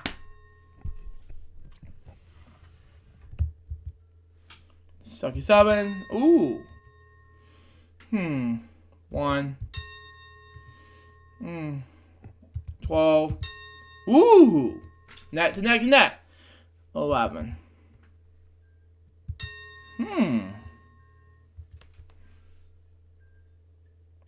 2. Okay. 10. Almost there. 9. 6. Ooh. 3. Warren, he'll win 100,000. They'll win 100,000. 8. Oh! $100,000! What? $100,000 for them. They win it $100,000, huh? on home stretch. Yeah. So we got the 100,000, huh? Yeah. All right, we'll add that to the bank. So we're now at 177,000.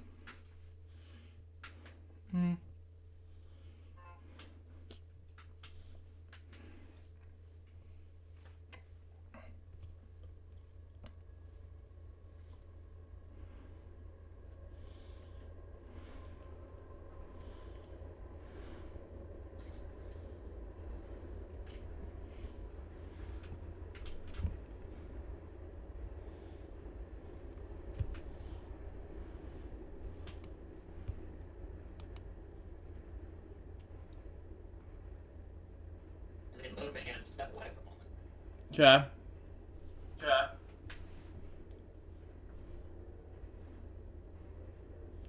I thought you had to step aside. I wasn't stepping in. I was just getting ready to stand by.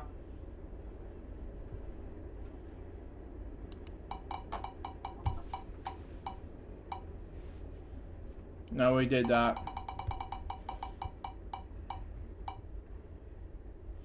Pat do game stuff. Alrighty. But anyway, I'm gonna go ahead and do take your pick. This is our, since I haven't done that in a while, so let's do it now. Alright. Where are we getting the jackal? Will be added to our bank. Turn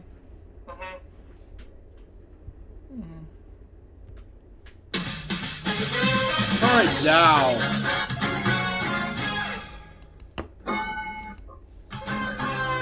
No victim.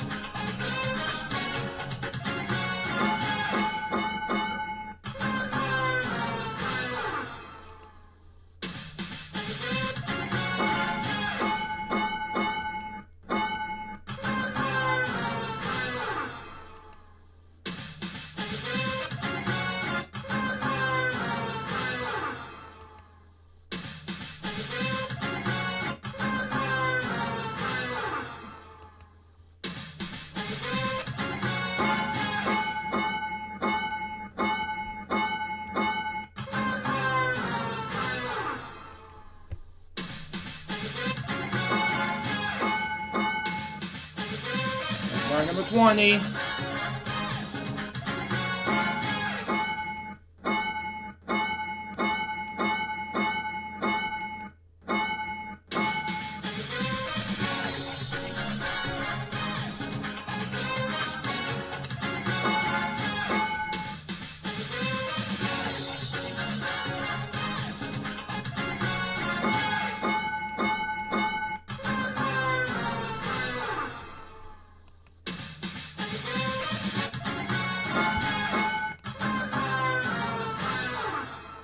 We already know the rules.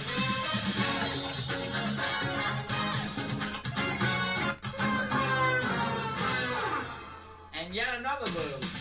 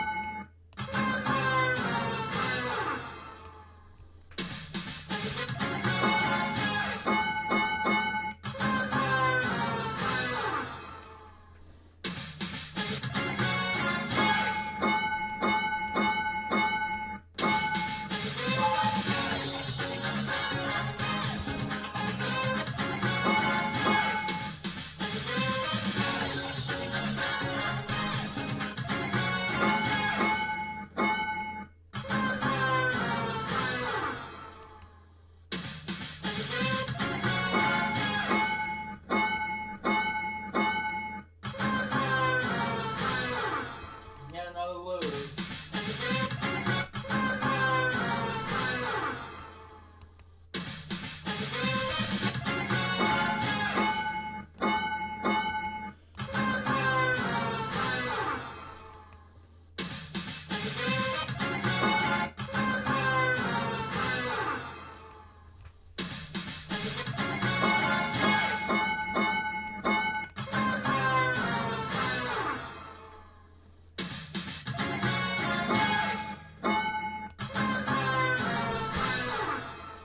One behind number 19.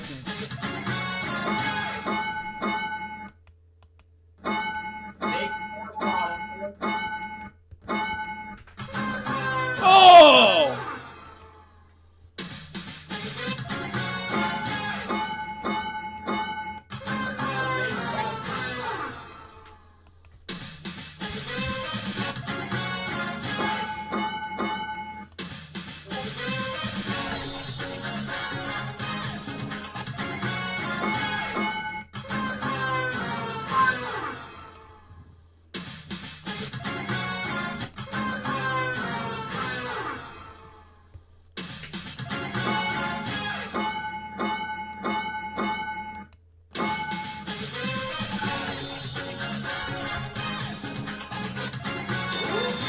$310,000!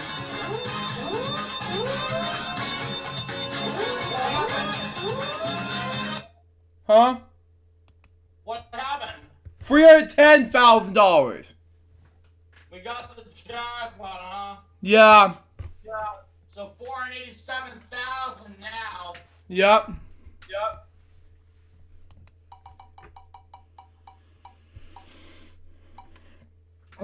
CoolMathGames.com stuff. Okay.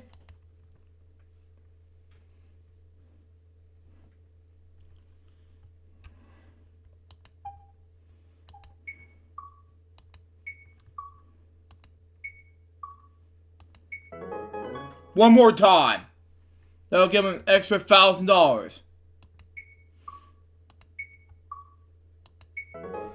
Extra $1,000. 1,000? Yeah, for just winning tic-tac-toe. Alright, so 488,000 now. Yep. Okay. Now all we need to do is play trivia gems and lucky letters. And then...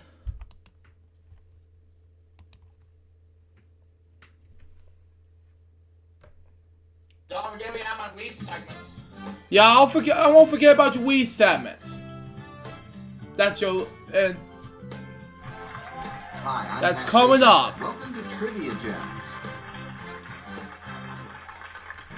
Welcome to today's Trivia Gems game. The categories for today's game are TV grab bag, business, TV sitcoms, geography, music, and potpourri. Let's do this and we'll do this, okay? Here's your first set of questions. Conflict, I don't know. Agree, I don't know. True, I don't know. And the answers are False, I mean, everybody, dang it. Oh well. 2 out of 3 is not bad. Star is not bad, Pat. Okay, get ready. Here they come.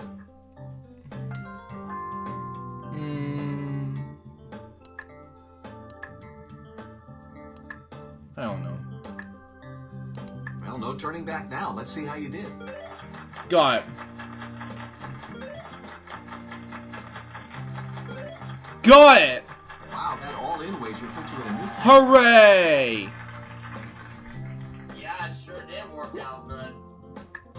Ready for a little brain-spinning fun? Around April 17, 2020. Yep.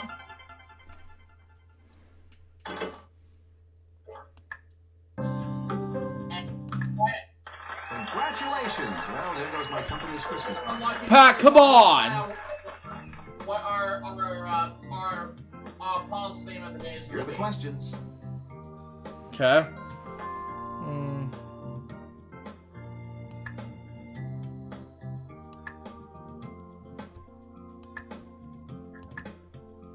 Here are the answers.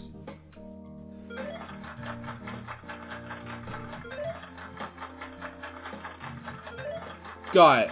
Congratulations, you won the all-in wager. Hooray! Okay, get ready. Here they come. Coffee tables, I don't know. Sweet hogs. Ball talker, I don't know. Okay, here's how you did.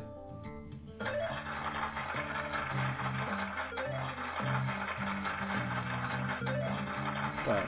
Hey, your all-in wager worked. You won. Hooray!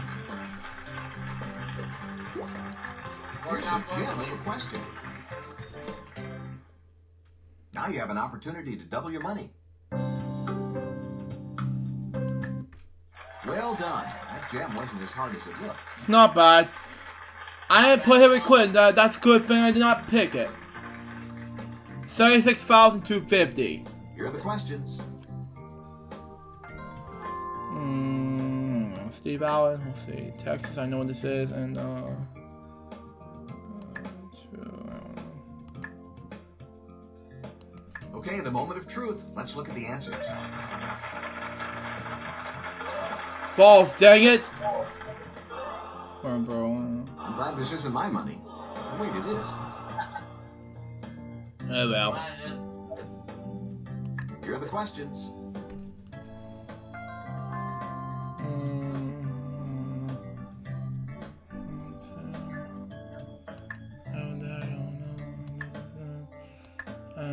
Zippers, I don't know. Now, let's see the answers. Pencils, man.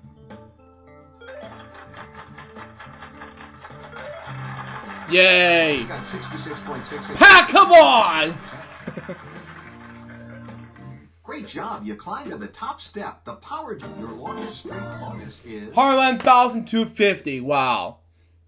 Your trivia IQ bonus is... 145,250. And your IQ ranking for this game is... Brilliant. Brilliant. It's not bad. Not bad. Welcome to the Power Gem bonus round. Okay. Who did... I know it says American. That's it. That is it.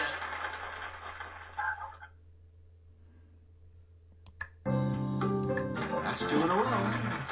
Mm-hmm. Indeed. 3 in a row. Let's keep it going.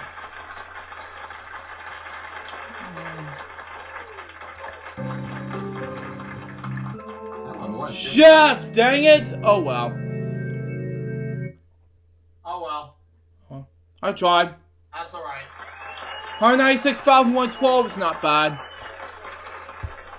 Congratulations, you won today's game. Thanks for playing our online game. For even more fun, I hope you'll try out the download version of Trivia Gems. The download version has lots more features, more gameplay choices, championship games, full screen display, exciting options, and free ice cream. Please click the download free trial button and give it a spin. Although I was only kidding about the ice cream. Pat, come on! I got my longest streak is 14. Anyways, I got lucky letters, and oh my god. Yeah, and we're gonna find out what our honest name of the day is gonna be. Welcome to Lucky Letters. Welcome to today's Lucky Letters. So, second gear is supposed to be for the day. What? Second gear. Alright. No W, okay. No F. You know what? I'm actually gonna play Lucky Letters. Actually, I know you're doing Lucky Letters, but you know what? I'm gonna play Lucky Letters myself. Yeah. Just for the heck of it. E. Second gear, okay. Second gear. That wasn't one of the correct Yeah. ones. You know what's this? Good. Nice What? try. Bad try, but nice try. I'll give you a nice try.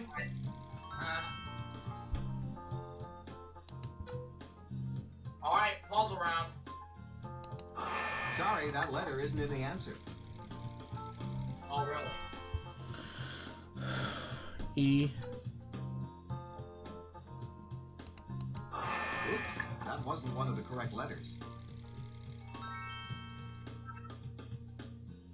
Nice try. Bad try, but nice try. Give a nice try, Pat. Yeah, really. Oh, man. Sorry, that letter isn't in the answer.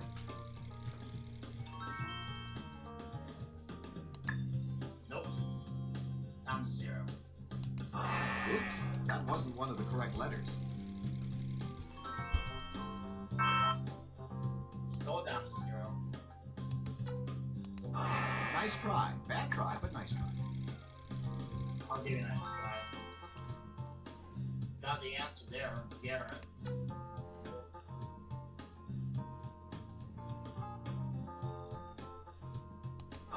Sorry, that letter isn't in the answer. Army, yep. Oh. Lucky chance. I'm not gonna wager it. Oops, get ready. It's the lucky lightning round, and you'll need to think fast. Snide was the one, but that's okay. I didn't really wager much. Nice try. Bad try, but nice try. I'll give it a Sorry, that letter isn't in the answer. Oops, that wasn't one. Nice try. Bad try, but nice try. You got the answer. Gary, yeah, what's the answer? Sorry, that letter isn't in the answer. Oops, that wasn't one of the correct letters. Nice try. Bad try, but nice. Sorry, that letter isn't in the answer. Oops, that wasn't one of the correct letters. Nice try. Bad try. Sorry, that letter isn't in the answer. Oops, that wasn't one of the correct. Nice try. Bad try, but nice try. Sorry, that letter isn't in the answer. Oops, that wasn't one of the correct letters. Nice try. Bad try, but nice try. Sorry, that letter isn't in the answer.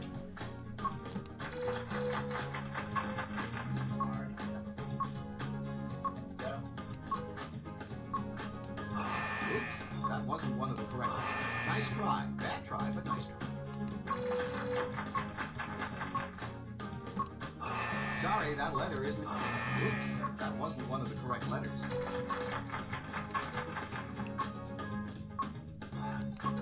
Hey, you're good. Nice try. Bad try, but nice try. Sorry, that letter isn't in the answer. Oops, that wasn't one of the correct letters. Wow, good going. Nice try. Bad try, but nice try. I'm right out of time. Get on. Oh, too bad. You ran out of time. $0, that's not enough. Second chance. Welcome to today's Lucky Letters game.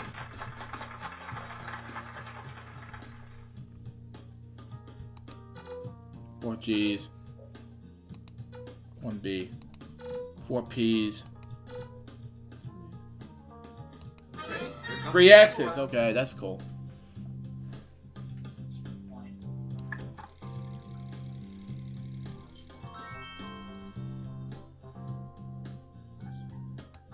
Sorry, that letter isn't in the answer. Oh, did I get? Oh yeah, I got it with 8 seconds left. Look, I'm $41,665. That wasn't one of the correct Yep. letters. So my luck. Nice try. Bad try, but nice try. Give a nice try, Pat.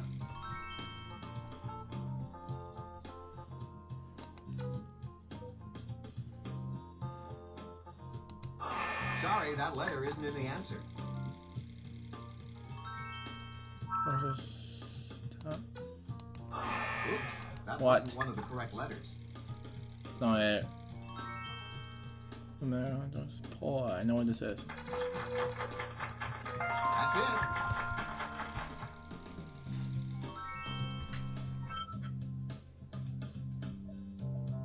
Nice job. Here's a chance to double your money with the Lucky Chance. Lucky Chance If you decide time. to wager, you'll have 30 seconds. Being a little caught. Nice try. Oh, dang it. Oh well. We'll have 1,270. That's fine.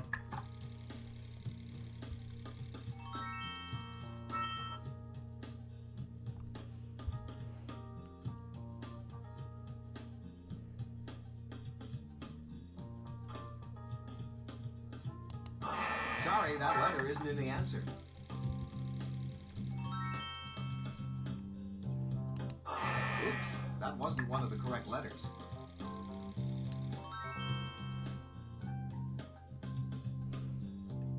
So, Nice try. Get ready. It's the Lucky Lightning round, and you'll need to think fast.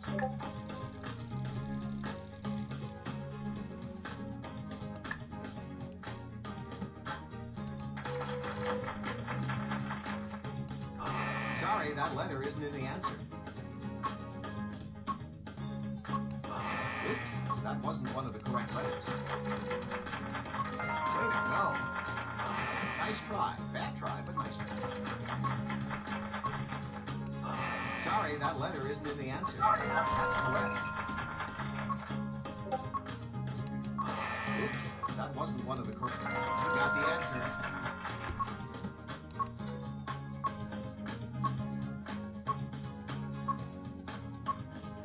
Hey, you're good. Nice try. Bad try, but nice try. Sorry, that letter isn't in the answer. Oops, that wasn't one of the correct letters. Nice try. Bad try, but nice try. Wow, good going. Sorry, that letter isn't in the answer. That's it. Nice job. Oops, that wasn't one of the correct letters. Way to go.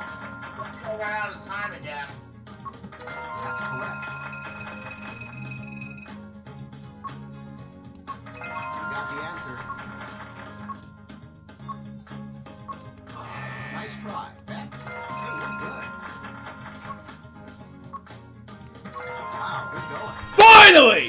14 seconds. Congratulations, you Wow. solved the puzzle. 47,620. Wow. Now it's your turn. We? Yep. Yep. Perfect on the timing.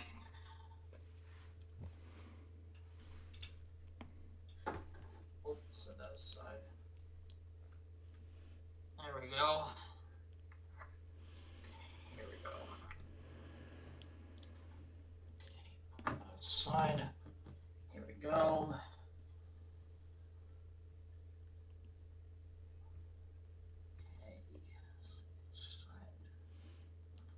Okay. I'll get the file on my TV.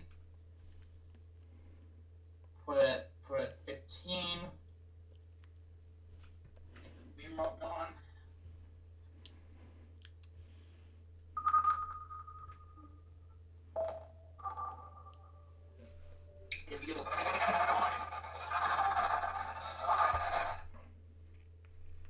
Okay. Yeah, we'll take it from there. Okay. Okay. And what did we get in Patch Dick Slugger I forgot? 47,620. And what did we get? And what did we get in take your pick? $310,000. 310,000. And trivia gems. We got, let me just check again.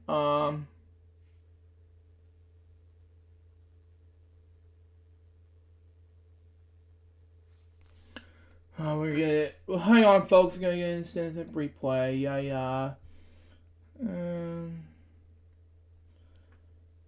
Okay, hang on. 130, let me check, let me zoom in real quick. Stand by folks, I can't see the live stream.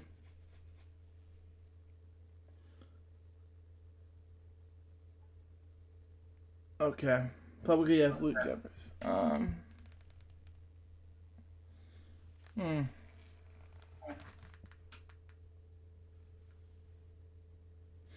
Okay. Download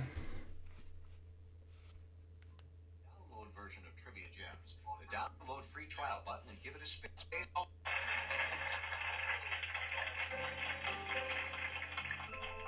Jeff, dang it! Oh well. I tried. That's alright. 196,112 is not bad. Yeah, 196,112. 196,000. That's alright.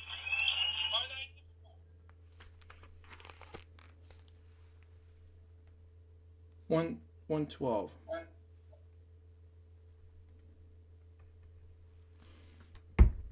And that's how much we got in trivia gems. 196,112. Yup. Yep. Or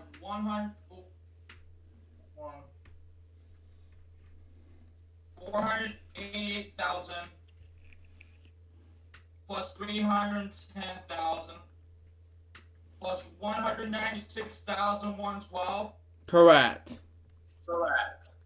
And then what do we get in lucky letters? 47,620. 37,620. Yep. Yeah. Alright. 37,620. Wow.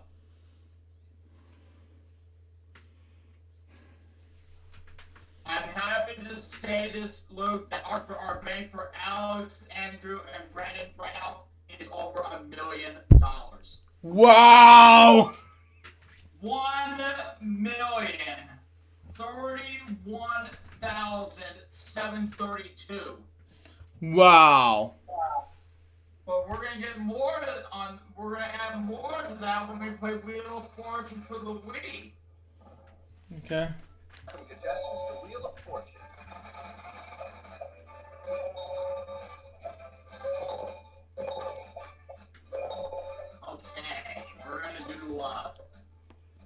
Toss the stage, and off we go.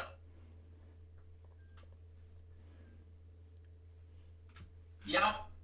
Right now, Andrew, Alex, and Brandon can tell you right now that your bank is over $1 million right now. Oh my. Mm-hmm.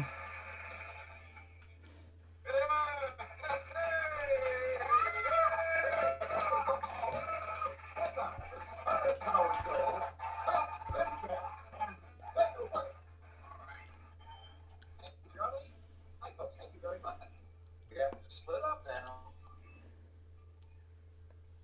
Here we go. Everyone, ready for this? Yeah, We're ready to do a toss-up worth $1,000. And the category is themes. Things. And Here we we'll get go. started right now.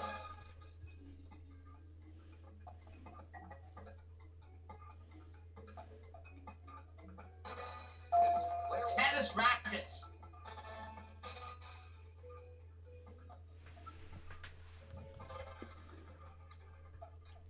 There we go. We're going to do another puzzle. This one worth $2,000. Here we go. Okay, everybody. What are you? None of your None of your business. Hang on, you're getting away with it. Let's have it, player one. Reading your book.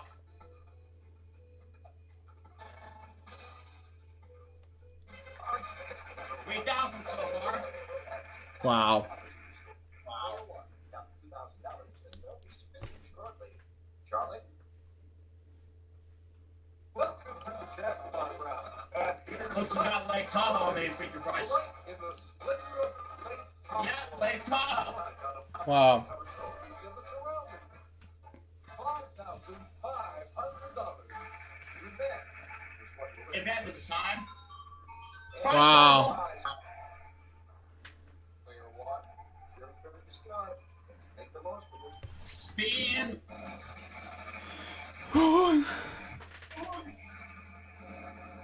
And it's a $400 start. 400. And Yes. 2 ends, of course.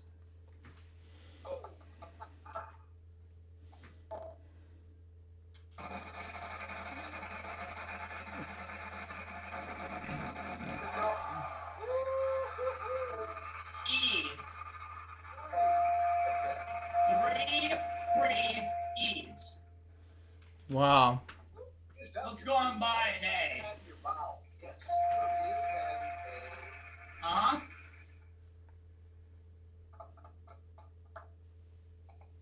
All right, a vowel. And I will buy an I. If we have to letters for you, it goes up there.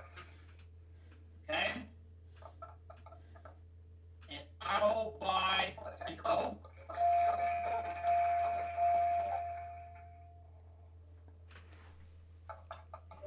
Okay. How to spin? I'm only down to $50. 300. 300. T. There are.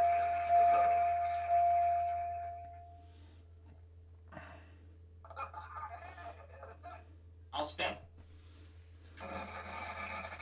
Aiming for the jackpot here. Wow, 400. 400. X.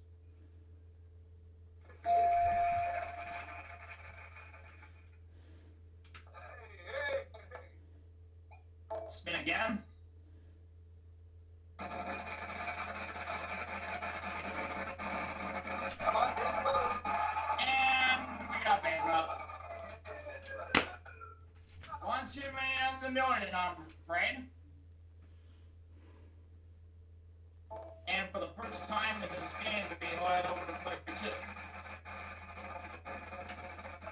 450. 450. There are 2 R's. Jackpot's over $7,000 now. He's spinning along. Come on, bankrupt. Uh-oh. All right. But there's no seed. Oh, there is a seed. Wow, jackpot's over 10. It's almost $10,000.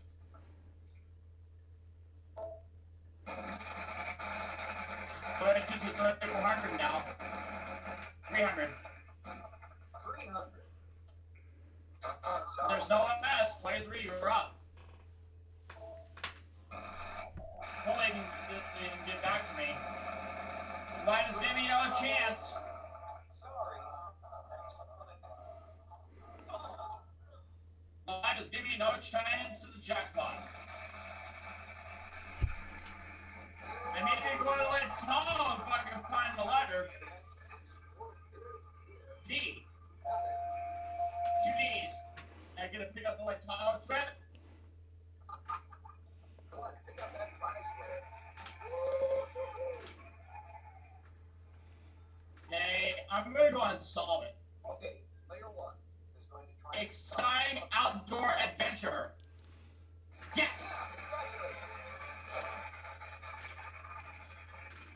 Let's not forget, this was also a prize puzzle. What do we have, Charlie?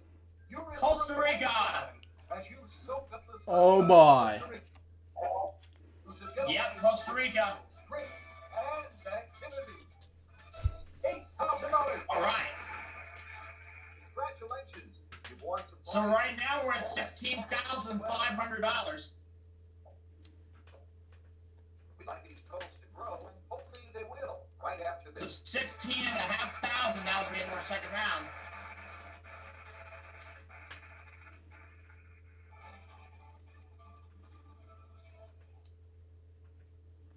Thing is the category And this time. things are category for this next round. We'll start player 2. Player 2 will start this round. Now remember when we did episode 288 last week, guys? We did have the $1 million wedge in the bonus round, but we came out not. We did $1 million wedge, but we did not get the million in the bonus round. We had to end up getting $40,000 instead. Wow. 550. 550. Here it is. There's next on the board.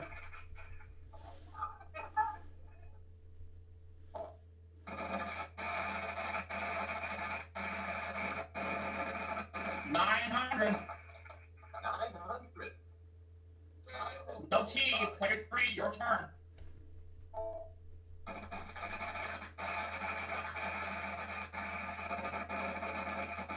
$350.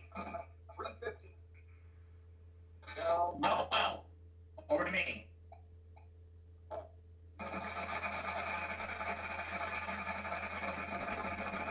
$450. 450. N. Oh, sorry. There's no N either. What kind of puzzle is this? All right, a vowel for you. There's no O either. Sorry. Player 3. My goodness. 900. 900. There's no. No D either.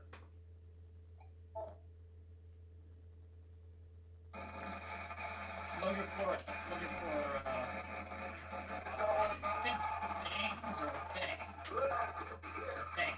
Every other chance is a game tag. C. Yes. There's a C. We get to pick up the game tag. Go on and pick up that ticket. Well, we don't have any spendable cash, so we'll have to spin again.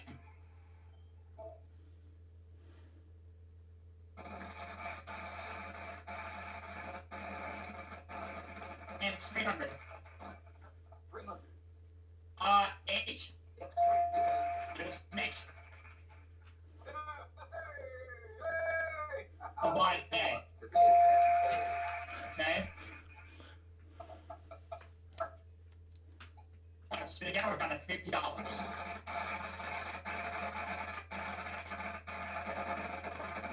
$900. 900. M. Sorry, none of those. No M. Let's have your vowel. Yes, There is an E on the board. all right, a vowel for you. But there's no U. So we go to player 3.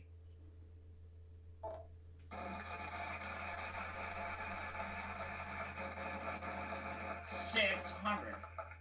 600. Go on. Okay. Okay.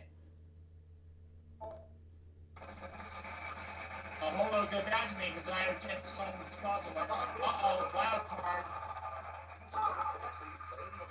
There's no why. Over to me.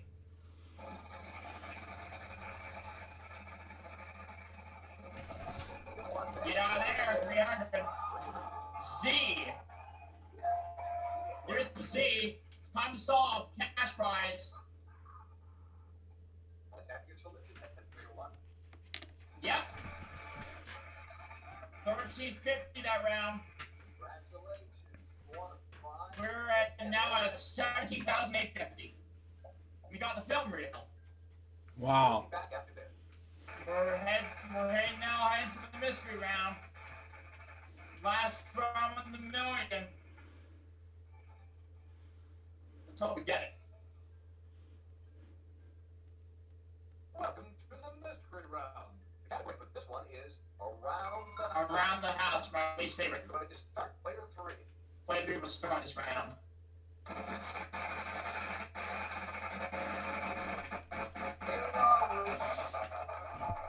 $600.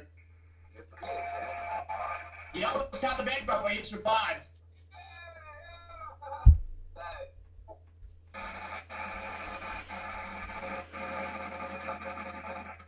Mystery wedge. No T. My turn.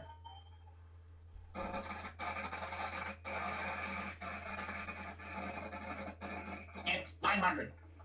900. N. No. There's no N either. So we move on to player number 2. 3,500. 3 asses. $10,500 worth of asses. And he's gonna buy a vowel. Let's have your vowel. Player 2. Yep, we got There are 2 E's. goes up there. Alright, a vowel. But there's no I. Sorry. So we go to player 3. Alright, a vowel. He's buying a vowel, but there's no O either. So go to me, and I'm gonna spin.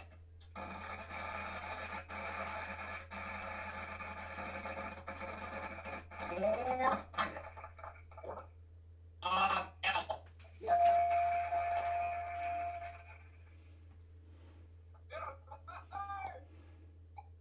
Now I'm gonna spin again. Hopefully we'll get that $1 million right here.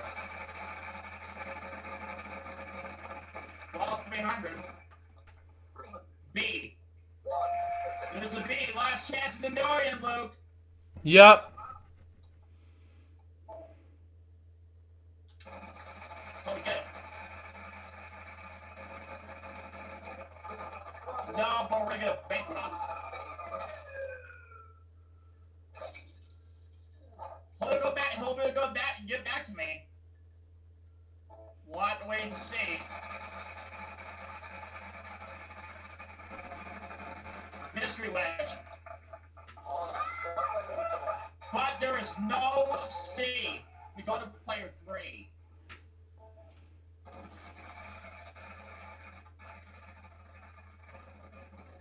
$300. There is no M, so Live is getting me another shot.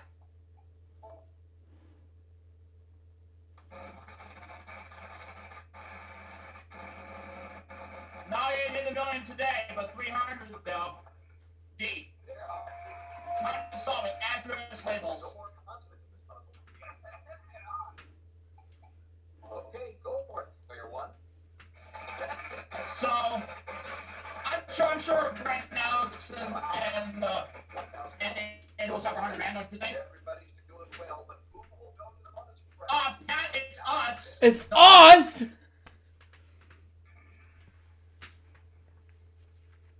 All right, it's toss-up time again. $3,000 toss coming up, Event. and it's an event. That is all set. There we go.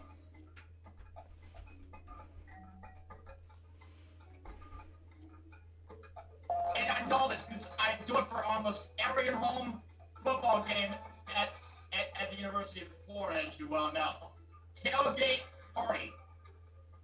That's it.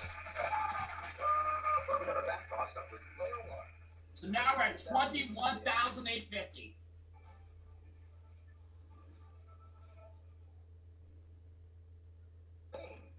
Is our next It's things this time. player one. It's all set to go. All right.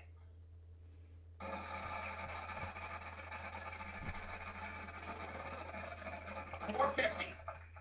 450. T. There's no T. And we go over to player two. 300. 300. Yes, There's an R.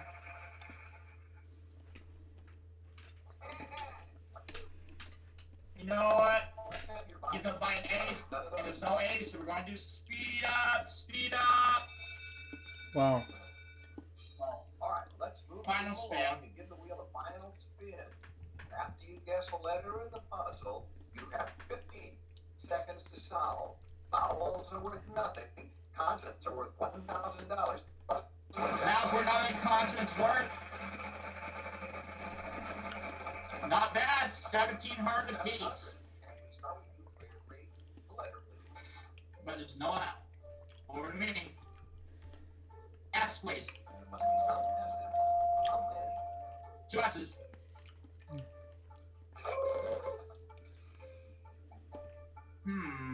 Don't know for sure. Letter two. Yep, we got three. Letters 3 E's. No money for the vowel, but you get 50.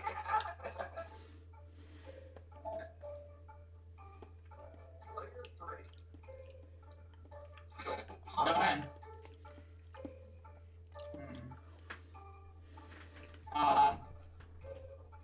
D. There is a Membership dues. seconds if you want to take a crack at that. We're gonna win the game. You've got a Membership dues. Let's see how it goes.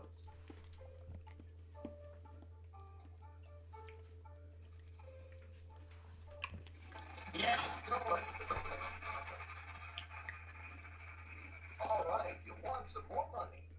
You're $26,950 next bonus round. Mm-hmm. That's still second place. Couldn't quite get it, but Okay. Let's see how we do.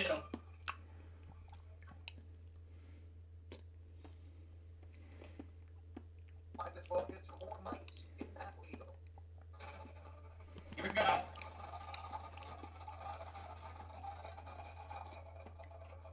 The W and when. And here's our prize on it's Sting. It's Sting. R-S-T-L-N-E.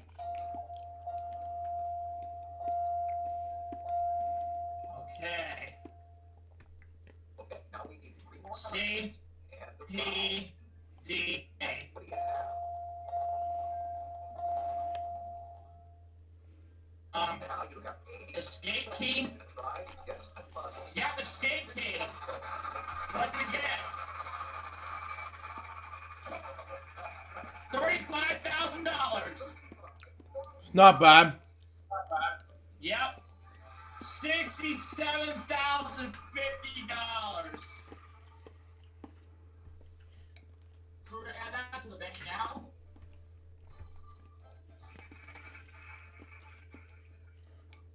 So right now our bank stands at $1,098,782.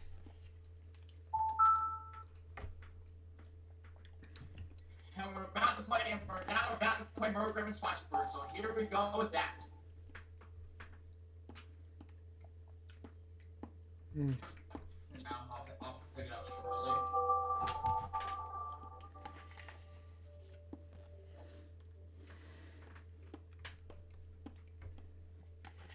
I know everyone's really familiar with Murder Griffin Splash Birds, I can tell. Set this up here.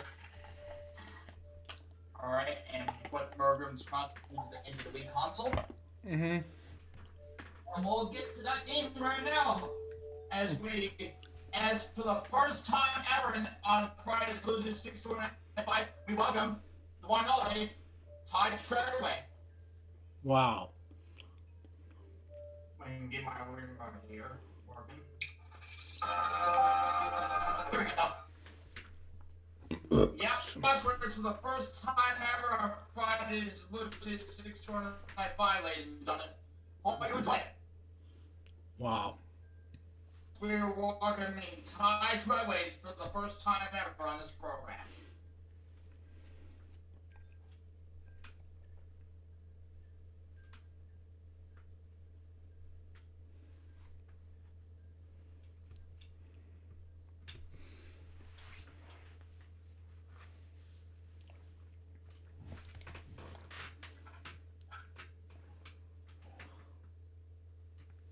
We're just going to done loading. Okay. Press A to continue. We're going to start the game. Get my me in there. You can start. No spoilers, TV shows. And we'll play the game from there. Welcome to Merv Griffin's Crosswords.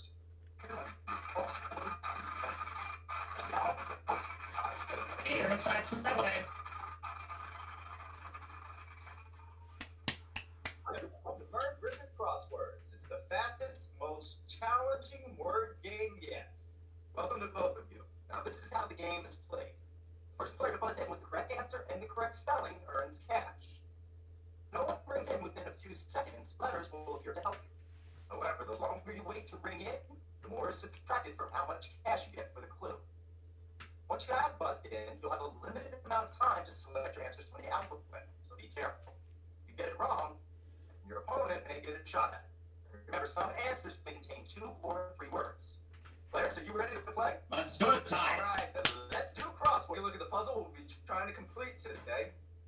Fingers on A buttons. Here's your first clue. 5 letters, $1,000. Strikers are seen in Green Acres.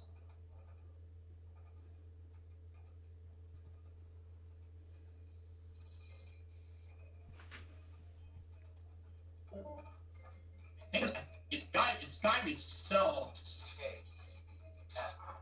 No, it's silos. That's alright, it's alright. It was on 250.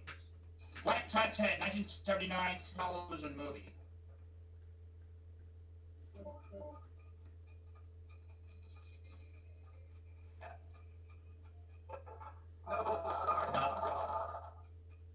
SOS Titanic. Nicely done on that.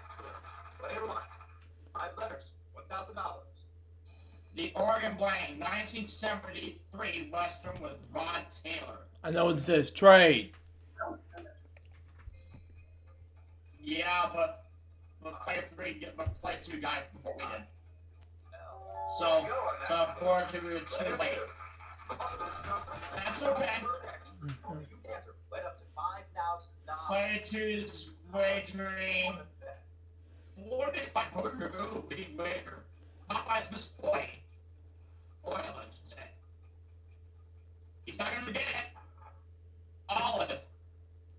No, sorry. 5 letters, $1,000. Katie, I'm married with children. Can't wait player 2's a minus $1,000 right now. Yeah, I can't believe that.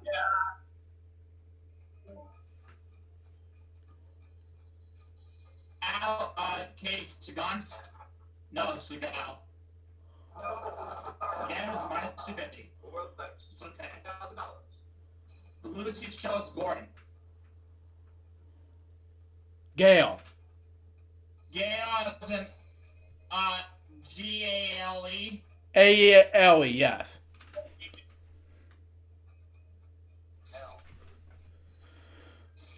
That's right. Player 1. 4 letters, $1,000.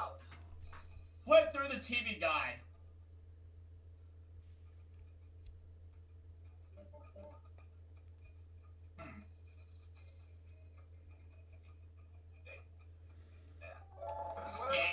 Scan. Player 2.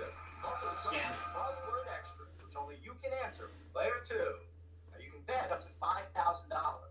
How much do you want to bet? 3750. One comic standing. He does not know it's last comic standing. Yep. He's way minus 7,000. $1,000. Emma Caulfield's role on Buffy the Vampire Slayer.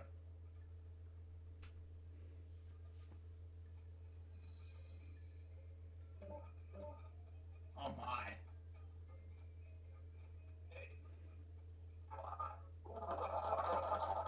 $500.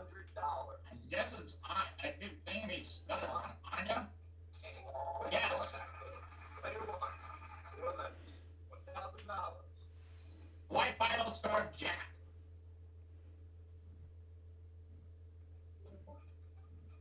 I don't know much about White Final anyway. Jack Lord, yeah. Player two. Only you can answer. Player two. You bet $5,000. How much So I'm going 250. Last season of Friends. It is gonna drop the minus 60, minus $7,000. It was 10. Oh, sorry. And that's the end of our first round. You're in the lead. Player one. With $1,000. Round two, dollar marriage to double. Here we go with our next round. Player one. Still in the lead. Here's your first clue. 8 letters. $3,000. Okay. Sitcom created by Milkworks and Buck Henry.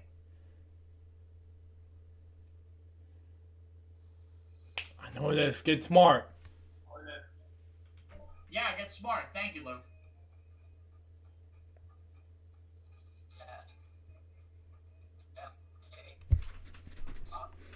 Wow, well, you're good.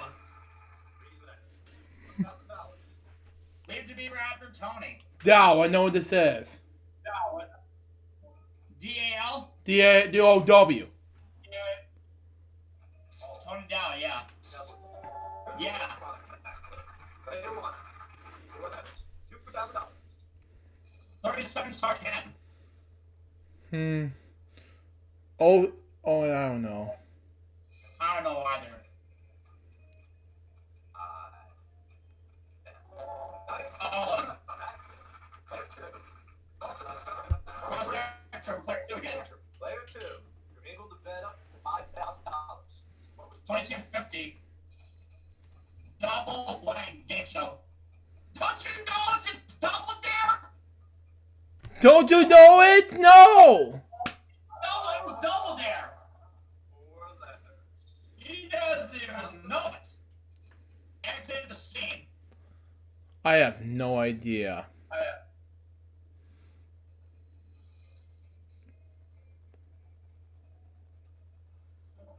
Well, I do. Went. Good job. Yeah. Player one. 4 letters. $2,000. David's back. He was pumped. Sorry about that. We're doing Mervyn Squad versus me right now. Oh, okay. We just finished off Wheel for the Week and we won a $67,050. I lost you $1,000. He misspelled it. E-R-I-K. There we go. Player one. 4 letters. $2,000. Match setting. Tent?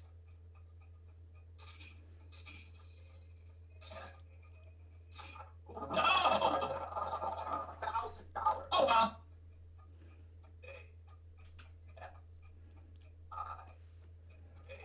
Asia. Well done. Player two. No cross action for player two. You can answer. Player two. Now you can bet up to $5,000. So how much do you want to bet? Wow. At the peak, I love the characters in Everest. Doesn't know it. Up top. Oh, sorry. 4 letters.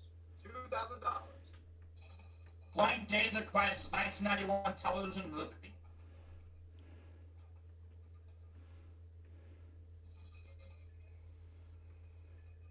Iran! Iran? Huh? And start to N. Yeah. Yeah, Iran. Yeah, Iran. Yeah. Iran. 4 France 2001 sitcom Jason Bateman.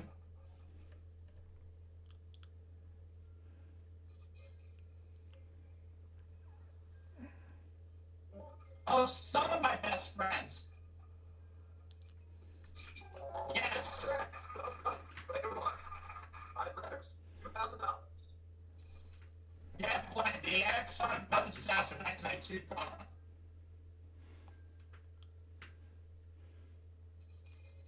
And since dead ahead. Not familiar with Thomas though. But it is dead ahead. Stories to most anime. Japan.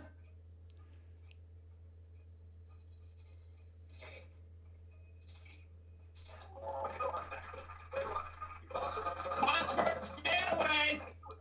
Our lucky player would go on an all-expensive to light and exciting take-downs.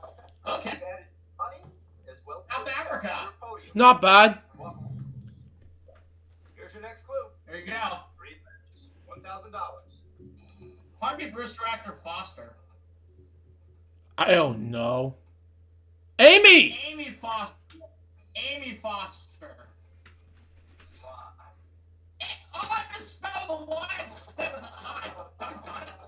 Oh, well. What's 1965, 1981 animated with a teardrop shaped character. Oh, well. I really don't know this one. I don't know either. Joy.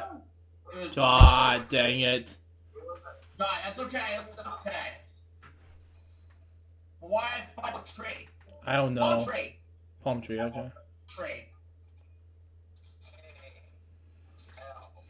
That's correct. Well done. But never mind. More letters. $2,000. Wait, what's this?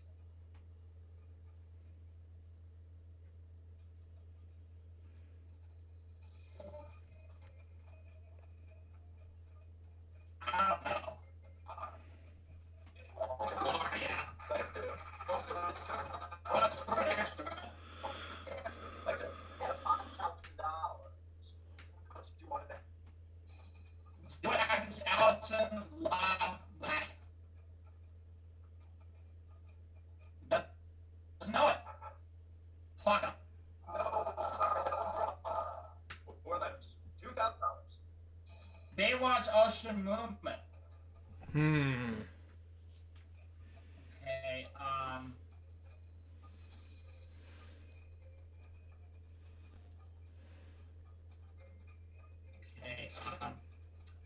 Baywatch Ocean Movement. I'm gonna say tan, I don't know. Tide. That's going to cost you $1,500. It's just Tide. More letters. Oh. $2,000. What ant cartoon series?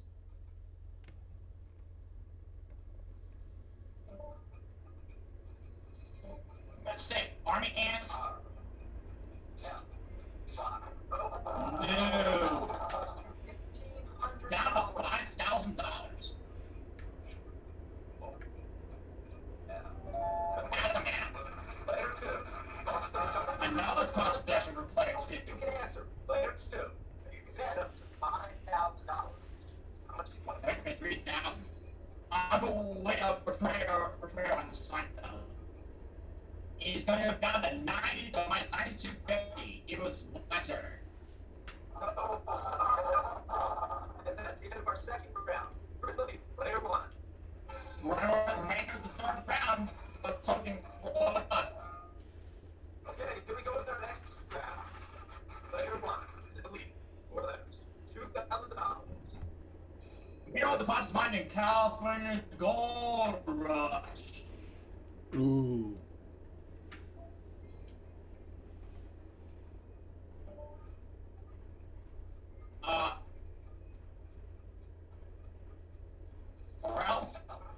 Well, it's only $500. It's only $500. 3 letters. $1,000. The Bernie Mac Show. it's too bad that Freddie Mercury passed away, but may he rest in peace. May he rest in peace. 5 letters, $2,000. Actor Davis of Evening Shade.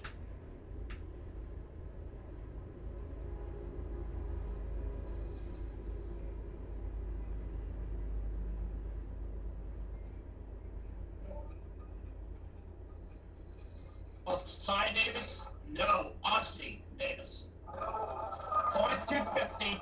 5 letters, $2,000. David Crockett at the blank. Early Disneyland segment.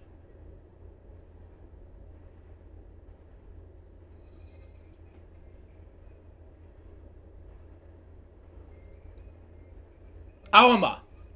Oh, Alamo. Nice done on that. Second one. 3 letters, $1,000. Wayne Gary's Challenge Show.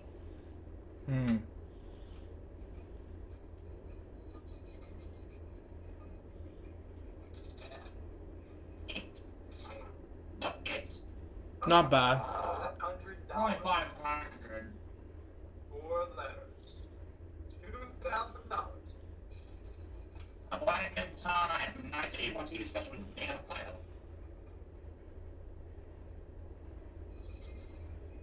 A Step in Time. Yes, Step in Time.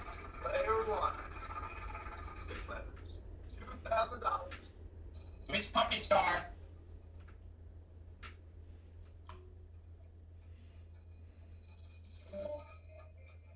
Player 2.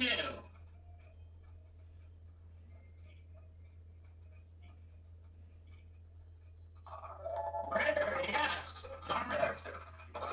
Of course, we're doing a player 2. You would want a trip to Ty, our lucky player, go on an all-expense-paid trip to There's no way there's going to be a Rio de Janeiro without him being in the hole. Congratulations, player. We managed your money, as well as your trip to your podium. Hopefully, you want more at the end of this show. I doubt it. 3 letters, $1,000. We're at TV Anchorman, we're the receiver.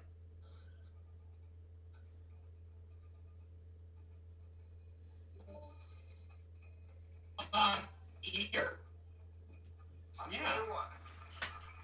4 letters, $2,000. Network executives brainstorm.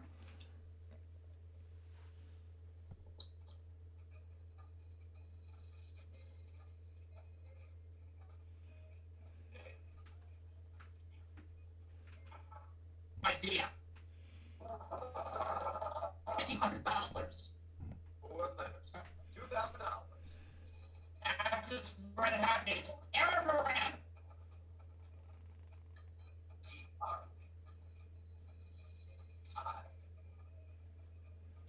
Hey. Hey! Nasby Steer. Alistair Cook. I know what this is. Alistair Cook. Player 2 nailed it. Too late.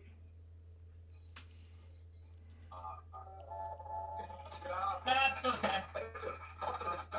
It's too late. But you know what? We're still in the lead. Bet up to $5,000. How much do you want to bet? 2,500. There's a price card to Silvio. He's not gonna get it.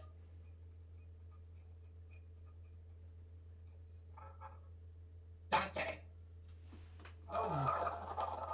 4 letters, $2,000. Like Daryl and Daryl.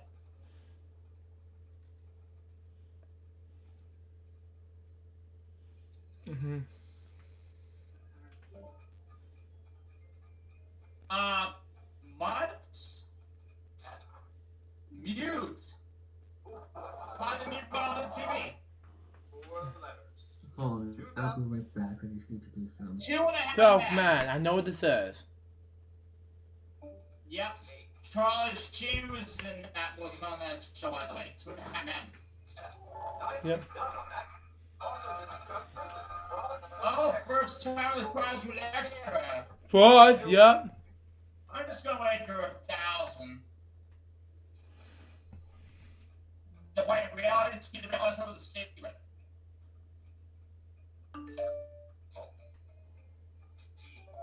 is the ball. Hooray! Win.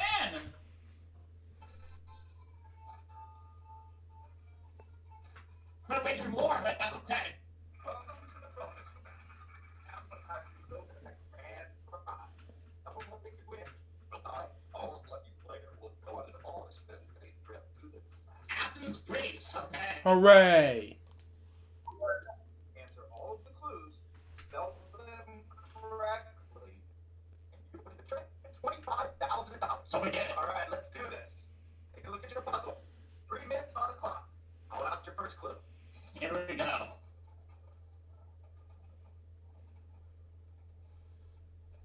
Two down. Boa. Yep.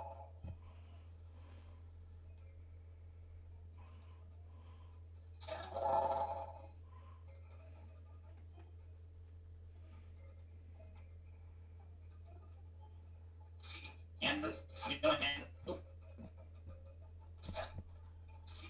There we go. Scale, yeah. DB. Oop. Tie. No. Okay, no. T. Yes.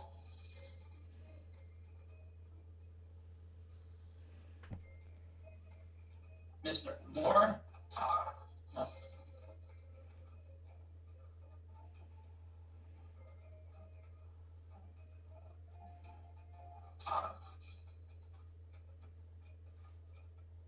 NASCAR. Yes. Rhoda, yep.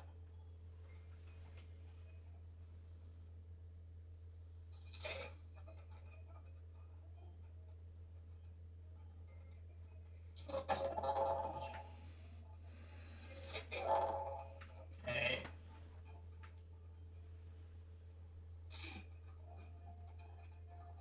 Oh.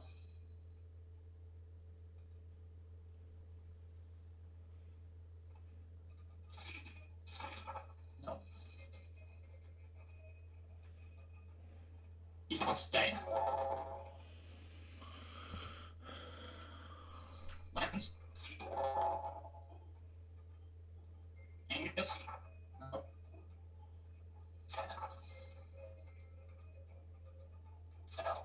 No.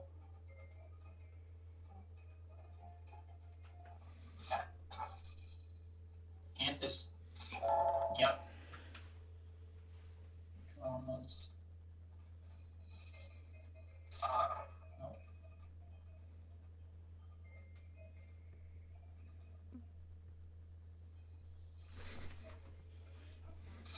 Grace.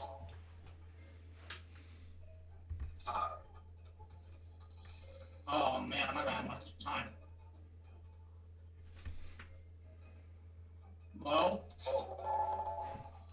Harriet. No. Elliot. Oh. Oh, I ran! Time on one letter left! Great job. Player one. It was, we got $10,750. Just one more letter would have had it. Oh well. That's okay. We got the trip to South Africa though, along with $10,750.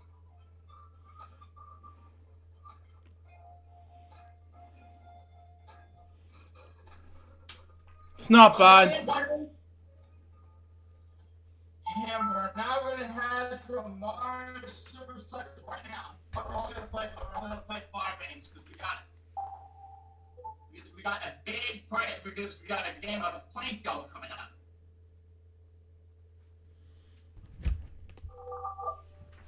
Just one letter shy would have had it. If I picked an S in just a few seconds, I would have gotten 25 grand with no time left. Oh man. Wait a minute. Wait, sweet. Alright. There we go.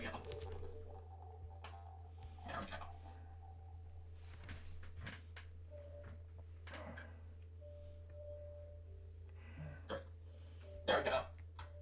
That's funny. Alright, here we go.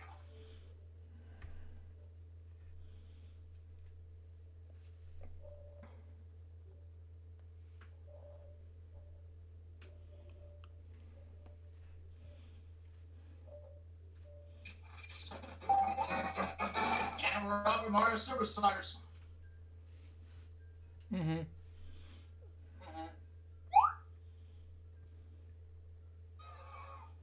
We'll skip the intro one. Start game. And remember, it's the Mario Fireballs against the Bowser Monsters fighting game. Wow. Play 'em up.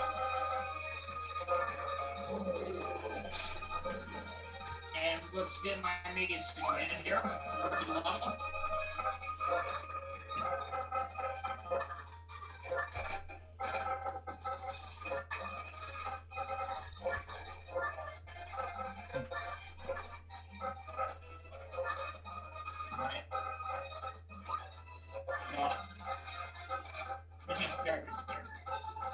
Let's mix Dixie with Baby Mario, and Bowser Jr. with Baby Luigi. And I will still have to stop Dixie.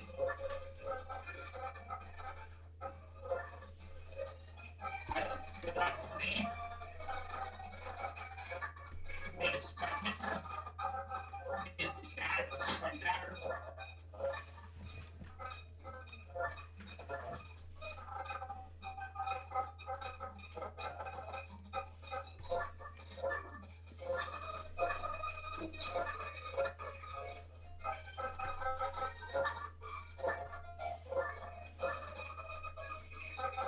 Okay. Roughly 5 innings. And here we go.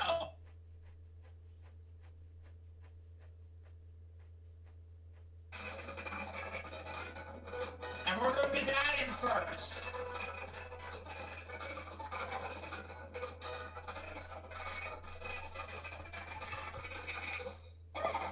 And I get the bat first, so here we go.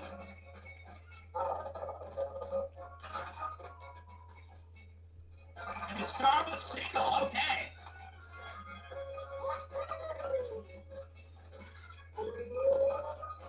Alright, start now. Okay. Take third, and I'm safe there. And Luigi has an RBI chance with nobody out. Hope he gets it. And you know what? Just foul.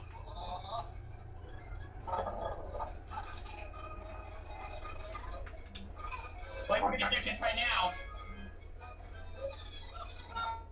Maybe Baby Mario may have a shot at it.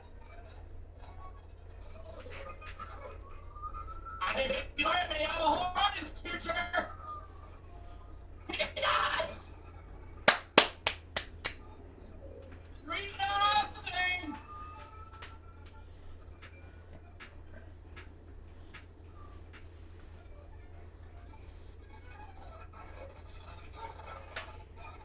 Alright. Here's Baby Luigi.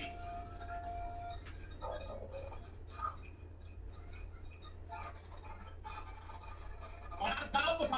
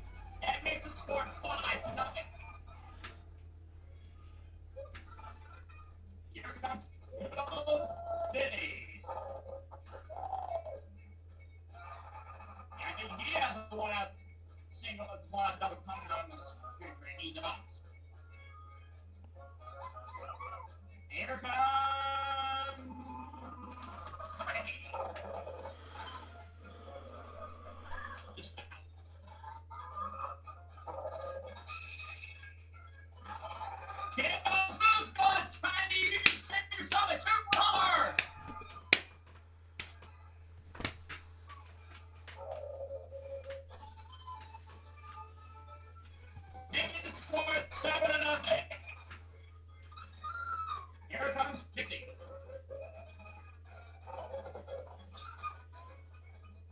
By the way, Dixie made her debut in Duck Country with Duck Country 2.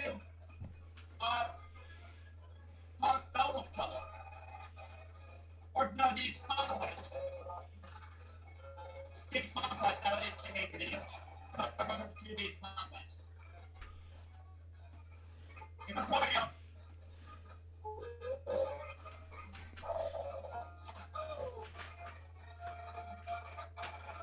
Alarm! All in one out! Nothing. I don't like why I didn't do that.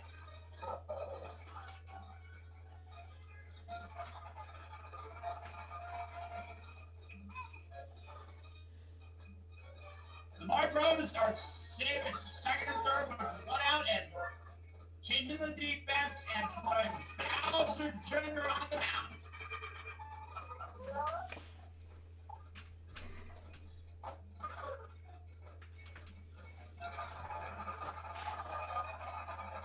Nothing is Baby Mario picks up one out double.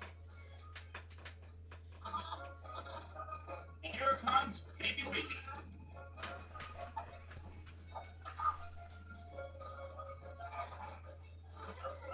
And the Baby Mario Brothers is safe.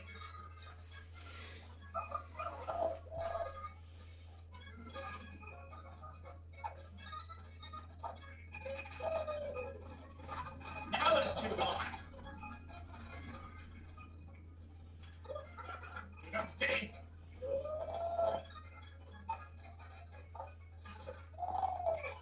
Air ball.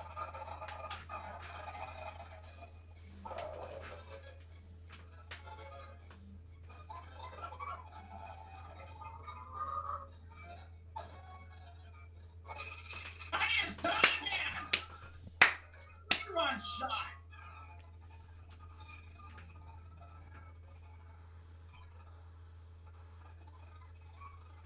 Wow, wait. Take a look at the screenplay, you guys. There you go. It's nothing. You made her debut in Donkey Kong Country 2 Diddy's Conquest. And Jeff was single.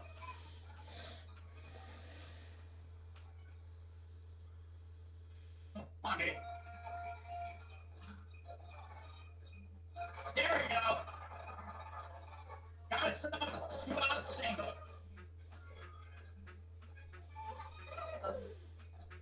Here we go.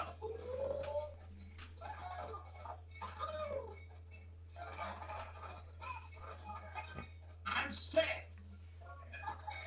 And maybe 2 outs. Here's card out.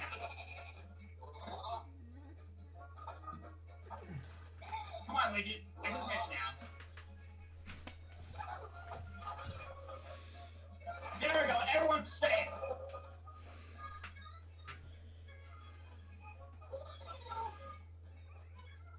Here we go.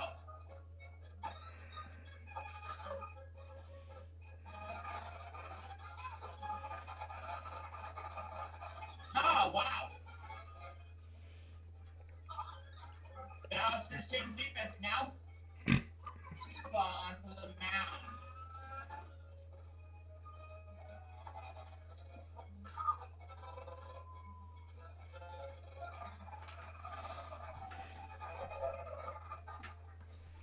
Top, second, third. Let's see how the score.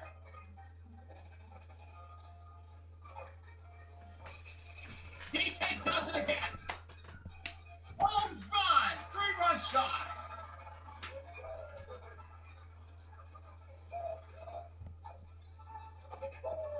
$22-0. And we're still in the first inning. How the first, I should say. Wow. Tell me about it. And Tripods is on the mound. And they just went back. Strike one.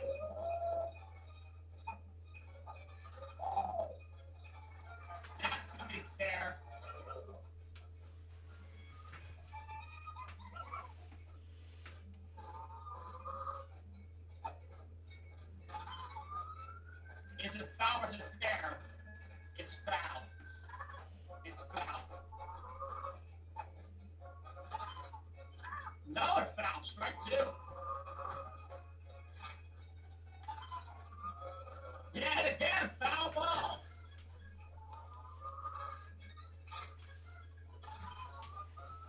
This time it's gotta be fair.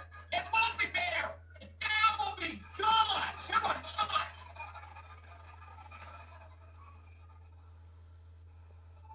Oh, that foul mishaps, but she does pick up a 2-1 shot, making the score 24-0.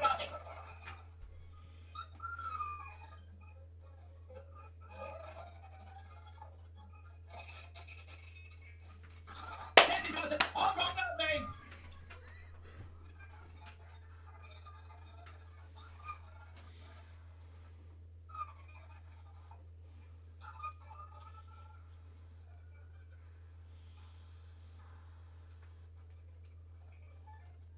Wow. So why get a home run?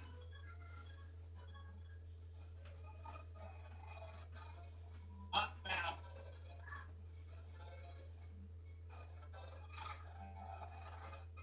No, home run, but we said we never shot single. That's not bad.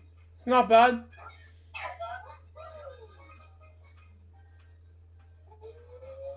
All right, here we go. Come on, Mario. Foul ball.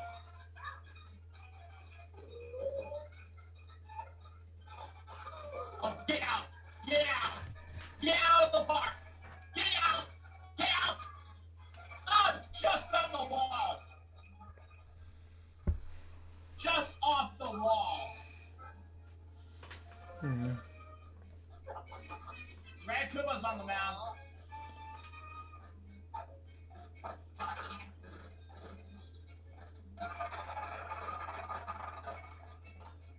It's on mountain right now. Baby Mario at the light. Oh! Whoa! Hammer rope! Draw the button! And Baby Mario has a 2-out triple! Wow. Up!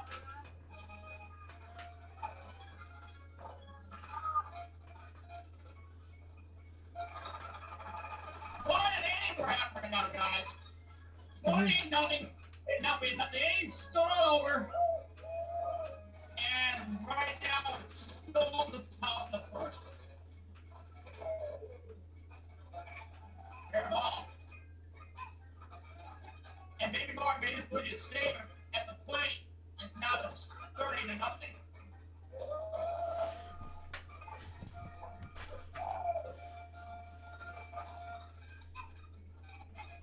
Okay.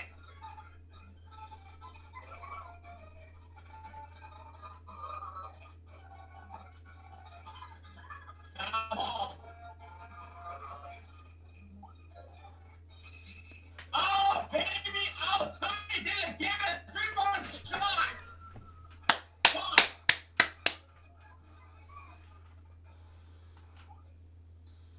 What? How did you do? 33 and 1. That's right. All right. Arrow, draw the ball, Costing, error. Has just got the home run next to Jackson. 44-0. Wow.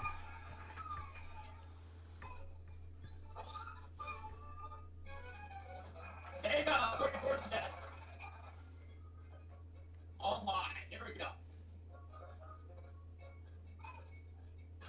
Wow.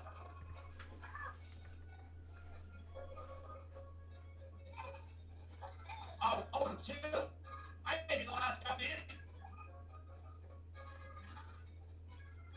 No, not yet. We'll get a 1-out single again.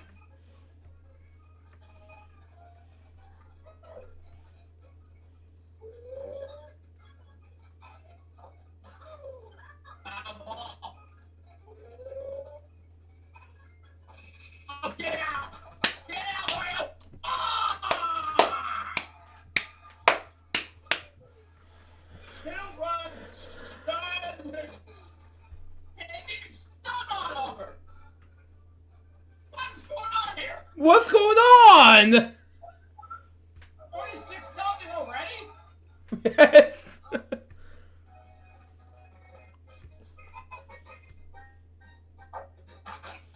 Now we have the third out of the inning. And look how many runs we scored in the first. Wow. Wow. Wow, what an inning. That's a pop of foul territory and Tiny has it. Wow, wait.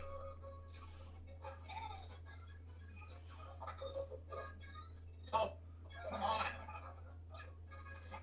Maybe my actually that was safe.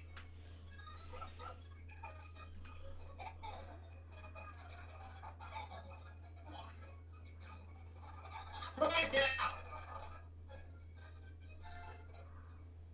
2 out now.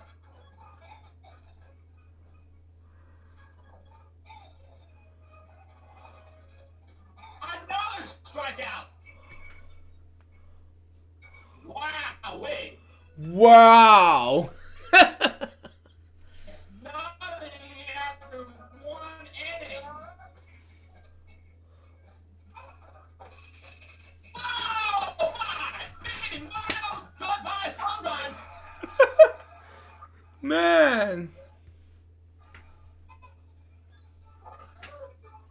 Ah, 37-0. Holy mackerel!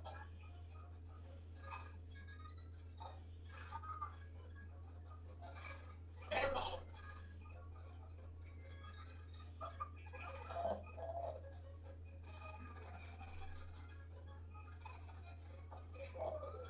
That's foul.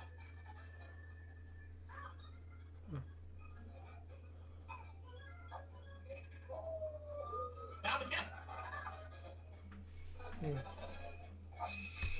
This time it's no foul. Oh my God.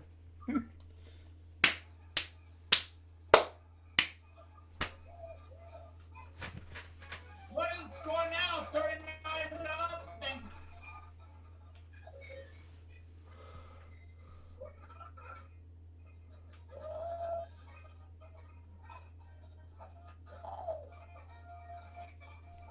Air ball.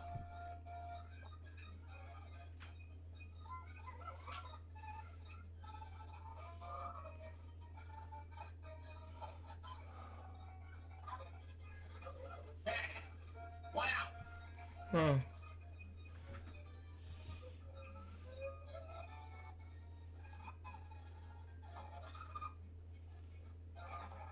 Oh, come on.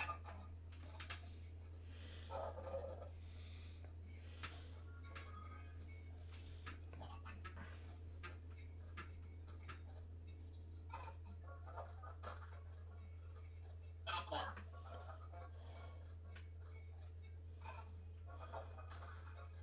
Okay. 4's not bad. 1 out single into that. Change defense. Derek Schubas on the mound. That's quite one. Swing at the miss.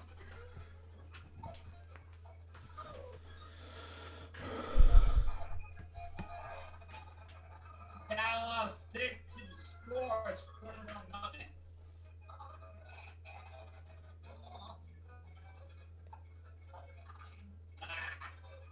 Foul ball.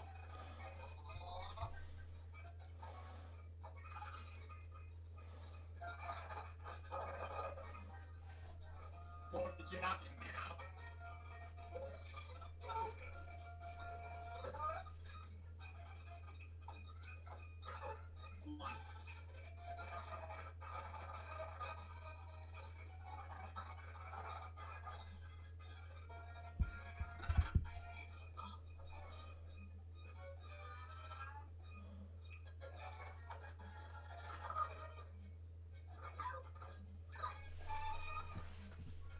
Okay.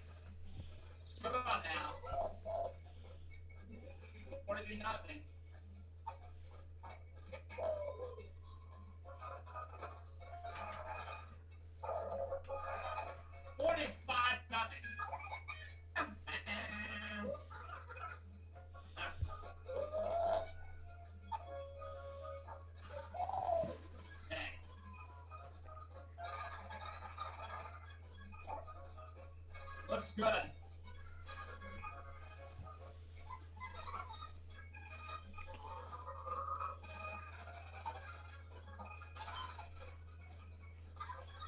Oh well.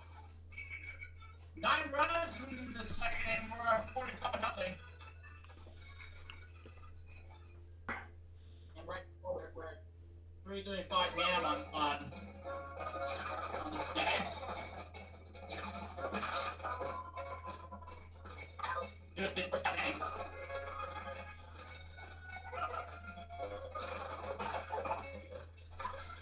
Oh, wow, that's not in the target.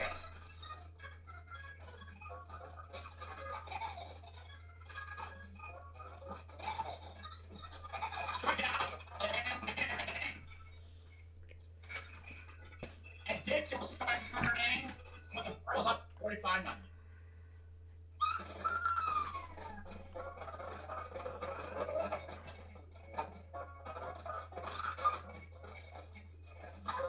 Out there. There's still tired. Come on. Get out! Get out! Oh, but it's still true. It's still not single.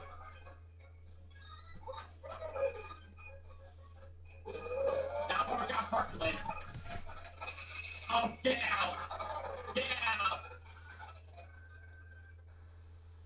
Go out! Hooray! Yeah, 2-on shot. They scored 47-0. Time for Basil to change the defense. And Boomerang throws it. And now. You know, he's going to make fast pitches. Wait for the pitch, Luigi. Come on. There we go.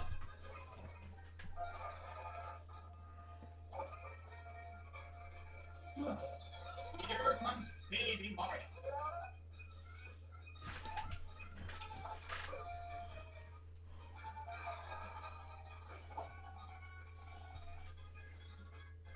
All right.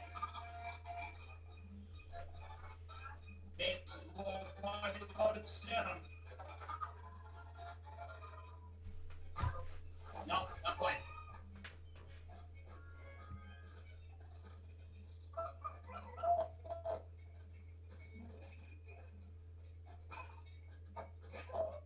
Foul ball.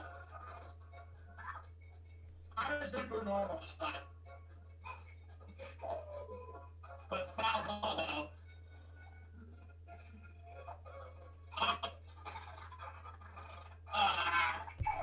And Boy. that's a strikeout. It's not bad.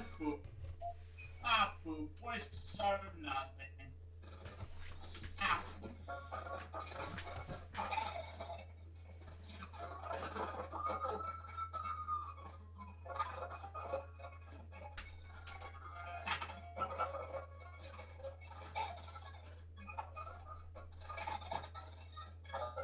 Strikeout.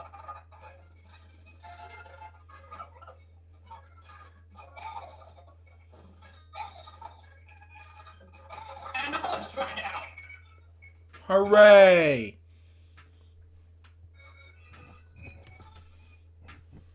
Here we go.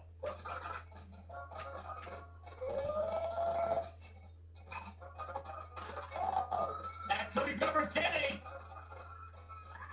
Just foul.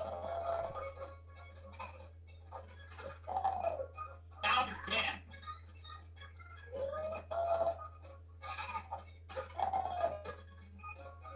That's it. And we have single for Kenny.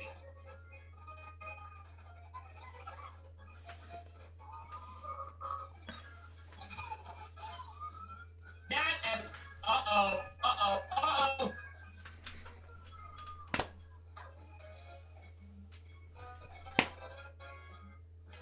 Here comes Dixie.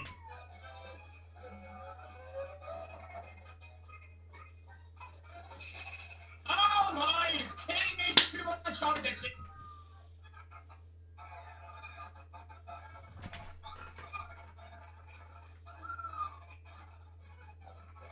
Nothing.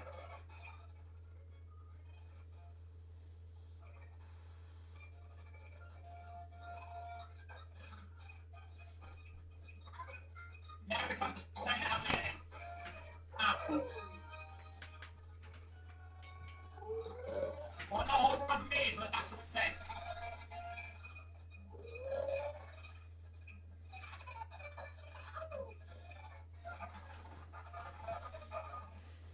Okay.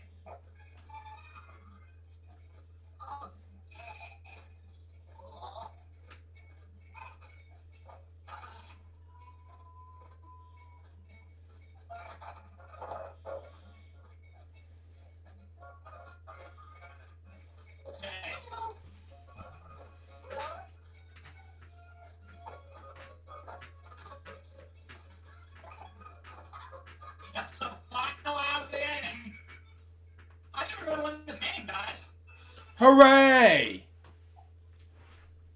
But the game's not over yet. We still got the top of the fifth coming up.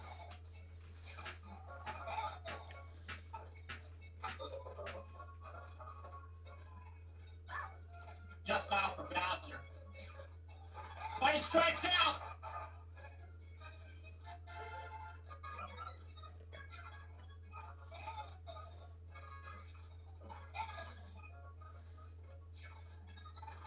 Strike out again.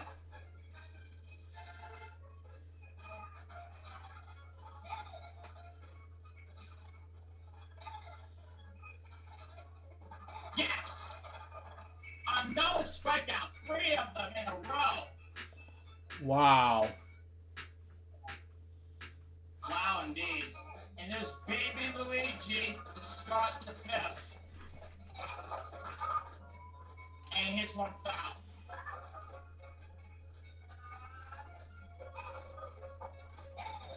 Alright, come on, baby Luigi. Hold on. There we go. Now single.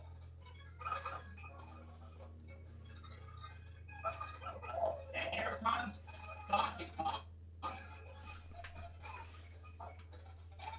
Come on, DK. There we go. The final run. Hooray! 51-0.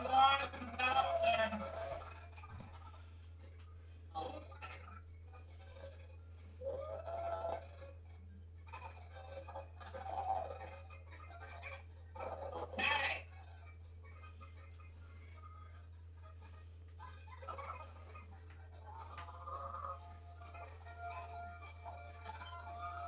Foul.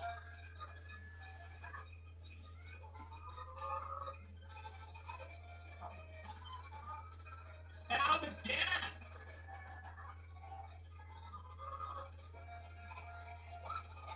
And a strikeout.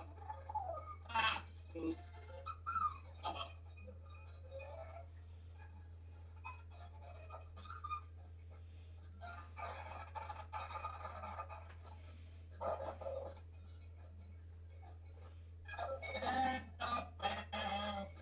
Okay, here we go.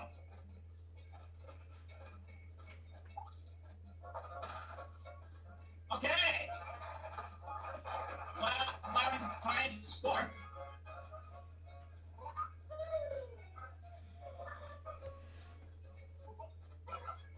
Side.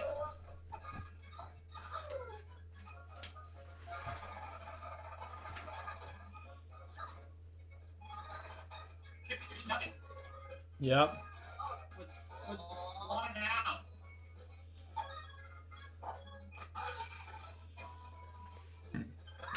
That's foul.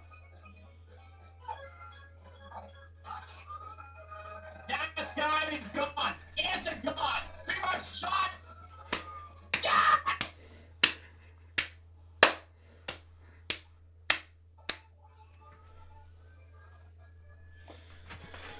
Oh my.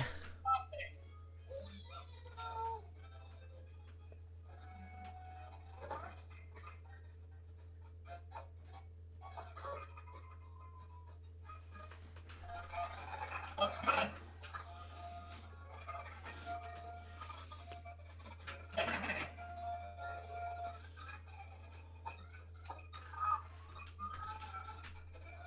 Oh, big way to be out it.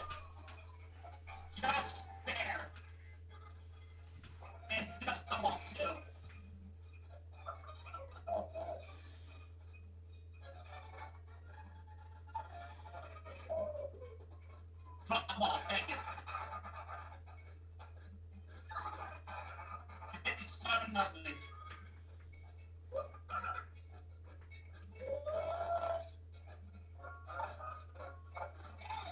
Oh my.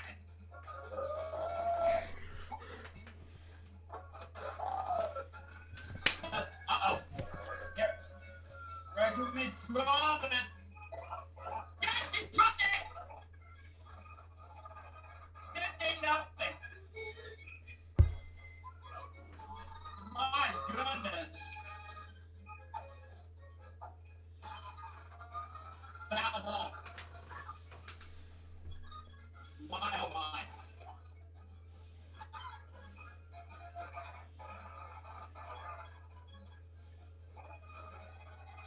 Everybody's safe. Oh my.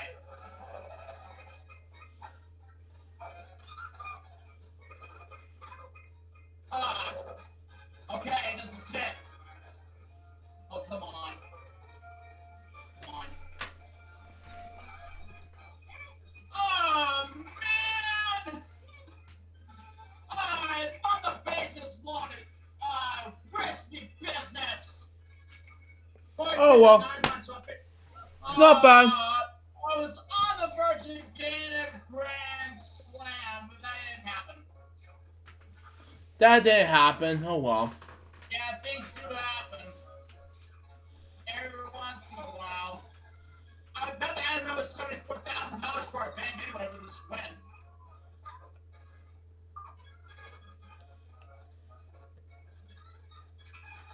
And that's all right by me, because we're 1 away from the win.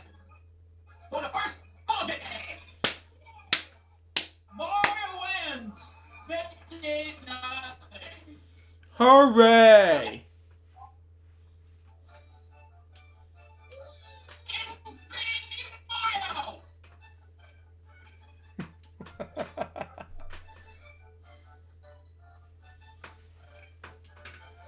Okay, turn started for Baby Mario. And right now, we're going to turn our attention to the computer now. We're about to play Blinko after it has the $74,000 thing to the bank right now. After that win with Mario Superstars.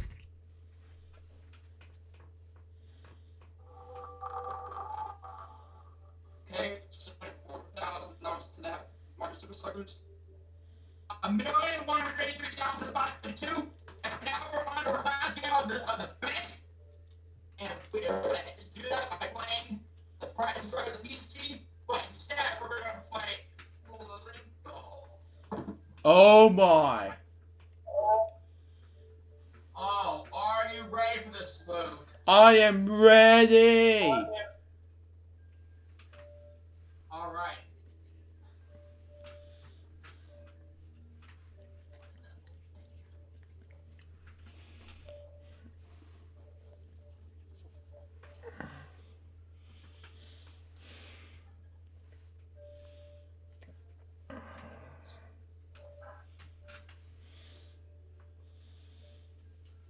Yeah, I'm not standing to find it.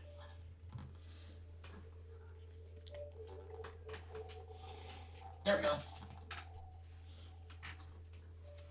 There we go. That'll work. All right, here we go. Okay. So I put the game in here. We'll turn off the Wii.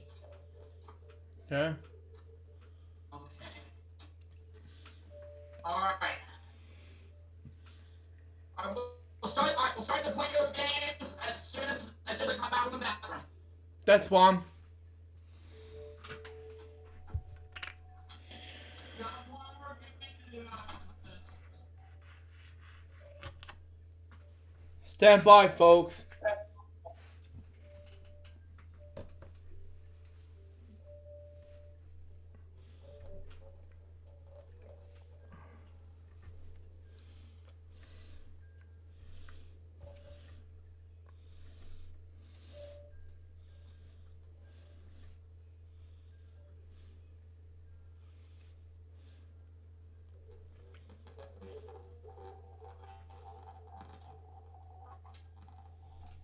All right, now let's turn off the Wii.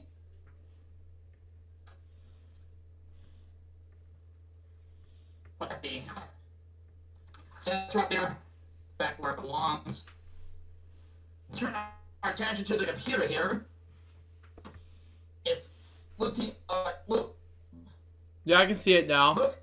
Yeah, I can see it. Okay. And what do we have now? David. Oh, it's David. Yeah, it's just David. Okay. I just want to click my eye. Alright. Let me hear. Alright. Let's get to the prices right. Okay.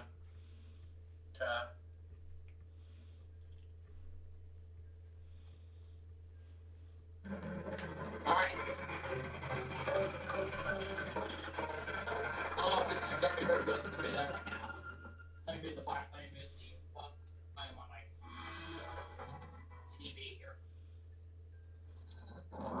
That's what.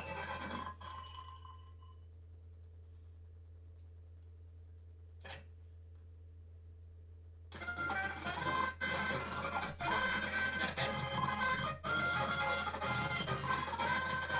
Alright, let's get the Plinko here. Wait again. We're in 3 games of Plinko, and we're running up. We're not playing this game, Rich. Let's first up enjoy your favorite 4. TV show. Now it's a 3. Next up is it's not what you know, 5. it's what you There we go, 5. your go from Five, currently yeah. to straight. Oh, Now it's the 4. find the 5, yes. you have. Let's move over to. Here you go. Drop your first chip. Come on. The chip is making its way down, and it's 10 about to grand in the land mill, into- 10 grand in the mill. Ah, it's 0. Here you go. Drop your next Right chip. in. Let's see where it ends up. Another 0. This is your final Come on, chip. no more of those. Your Plinko chip is going down. One game good. Yeah! Okay. So, $10,040 now.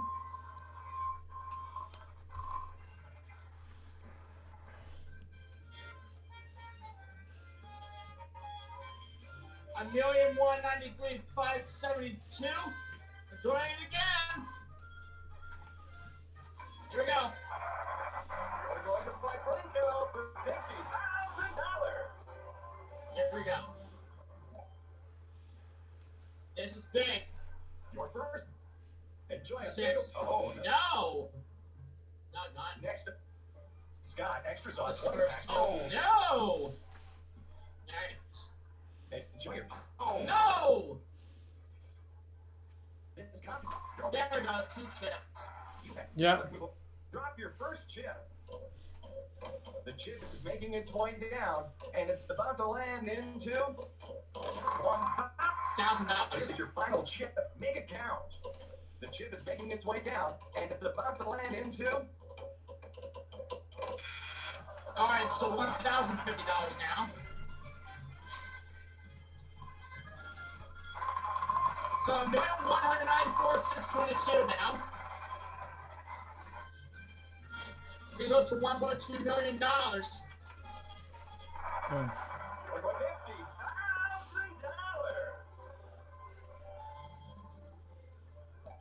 And how the game is played. The new orange 3. one. Oh, No, it's the 1. oh, No, again. it's not what you know. It's Uh-oh, we may have only 1 chip. this comes. Your. Now we got 2 chips. Let's move on. Here you go. Drop your first chip. The chip is making its way down, and it's about to land into. $500. This is your final chip. Make it count. Your Plinko chip is going down and going to land on $1,000. All right, $1,500. So $1,196,122. You know what? Let's do one more game of Plinko. How's that? Yeah. You're going to play Plinko for $50,000. Here we go. Okay, so we can win Oh, 55,000. Nope, it's the 2. take along your favorite. Oh, 4. this comic. Oh, We may have 2 chips again. this. Oh, Shit! let's move on. This is your final chip. Make it count. My only chip. Yeah. Where it is. One time.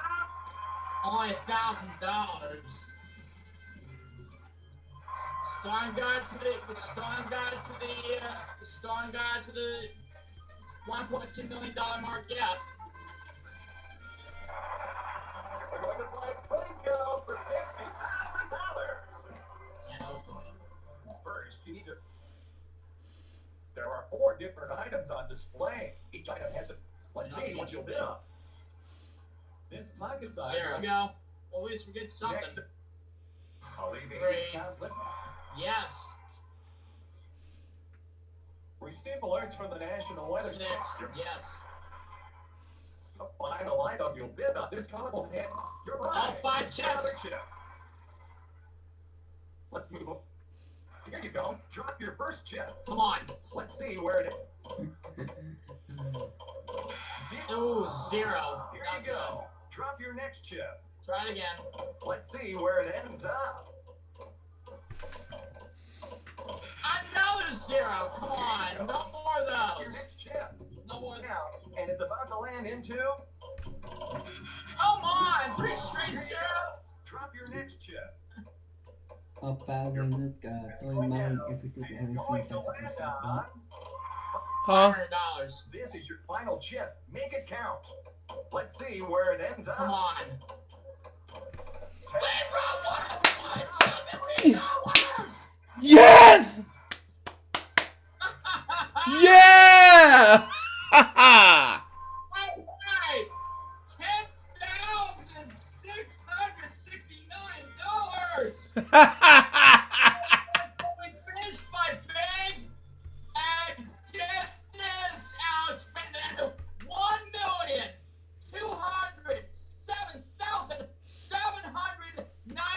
$1,207,791. Wow. So, throwing mine if we do behind the scenes for my. Oh, guys, look at the this bank, podcast. guys. Look at this. Yep. Wow. Yep. And you know what, Alex, Brandon, Andrew, it's all yours, big guys. $1,207,791. That's all for you guys. And Brandon Martin, no matter what you do, you can add that to any run you want, buddy. It's your choice. Guys, man, what an episode we've been having today. My golly. Oh, maybe episode 290, guys. I'll see y'all next week. See y'all later. Yep. And it's up to Dave 3000's behind the scenes, and we're gonna wrap up with the notes. Alright. Let me see if anybody wants to be in my podcast since Betty that. But let me see. Hold on. Let me ask Danny. If not, then we could just wrap up the show, or we can try something else. Yeah, I'll invite Danny. Stand by. I'm doing it at the moment, actually. Okay, see what's going.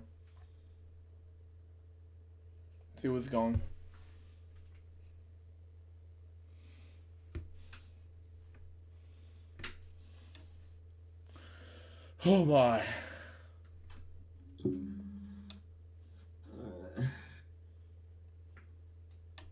So that's my Discord. Look for a response. If not, Yeah. then,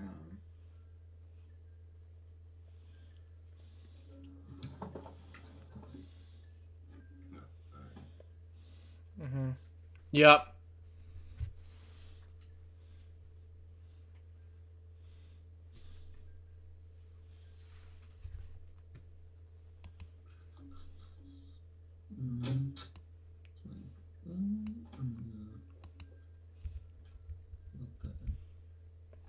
sorry I could be here this whole time because I've been doing other things. So that's why I was away most of the episode, but no, my bad. Something came up and I just had to be a part of it. Yeah. Okay.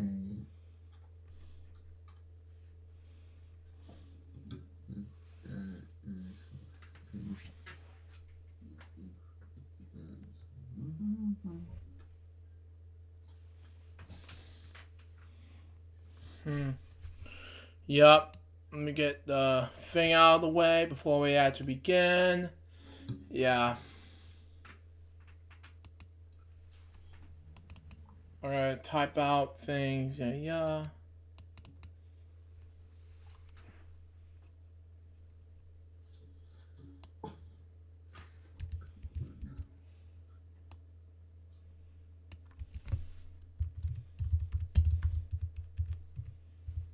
Let me spell lowest wrong.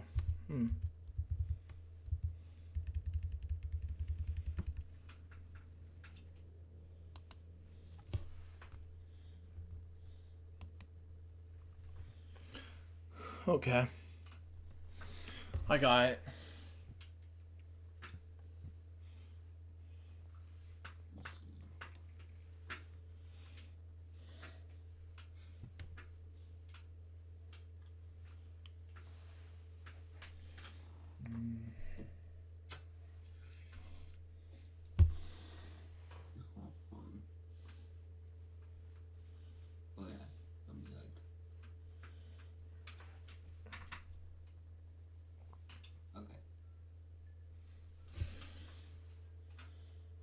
As he's fixing text.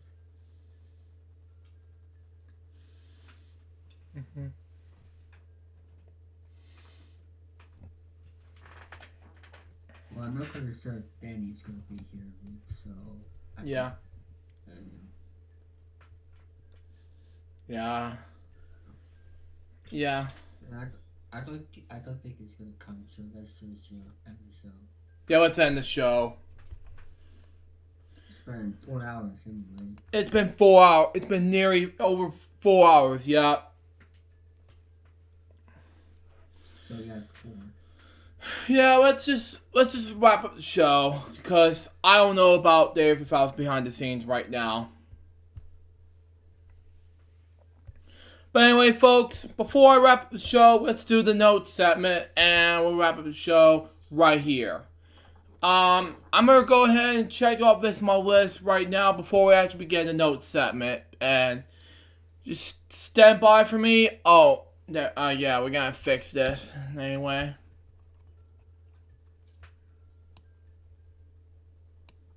Yeah, Danny's not coming. Just told me so. Just, I'm fixing this right now. I'm just gonna. I just meant the show itself. That's what I meant. Yeah, hold on. When you're done talking with their note. Just go. Yeah. But anyway, let me see. Copy. Okay, I'm about to set up this thing right now. Yeah, Daddy's not coming. Okay, so it's going. Paste, yeah. 6 and yeah. And okay. There we go. 58 and 1. Anyway. Actually 60 yeah, 62 to around 64, and then 5 to around 57. Okay, 468 to around 470, and okay. Okay, let's end the show. I am so sorry, folks. I'm giving some time to fix up my thing here. But, yeah, that's probably what you know about that. But anyway, But anyway, I got April 7th, 2020, eligible reacts episodes 456 and 457. April 18th, Weekend Celebrations episode 51. And then eligible reacts episodes 458 to 461. Then we got April 19th, 2020, eligible reacts episodes 462 and 464. And April 20th, 2020, LGBT special event, Lexus 10 / Happy 50th Earth Day. Day number 1, and LGBT ads episodes 465 to 467. April 21st, 2020, LGBT TV special event at Lexus 10, Happy 50th Earth Day. Day number 2, and LGBT ads episodes 468 to 470. And April 22nd, we got LGBT special events on 5 of them, by the way. And April 23rd, we got Rippy's Believe It or Not, episode 13 to 18, and 3 more LGBT special events. And we'll be back for Friday's LukeJ62895 episode 290 next Friday. But anyways, guys, the episode of today's episode of Friday's LukeJ62895 today, April 17th, 2020. Hope you enjoy it. Stay tuned for the next one, which is going to be, I'm back from YouTube and had a long story on what's going to be happening next. Till next time, it's LukeJ. Goodbye, peace out, baby. Get more eligible content for you guys very soon. Till then, Jefferson out. See ya. Goodbye.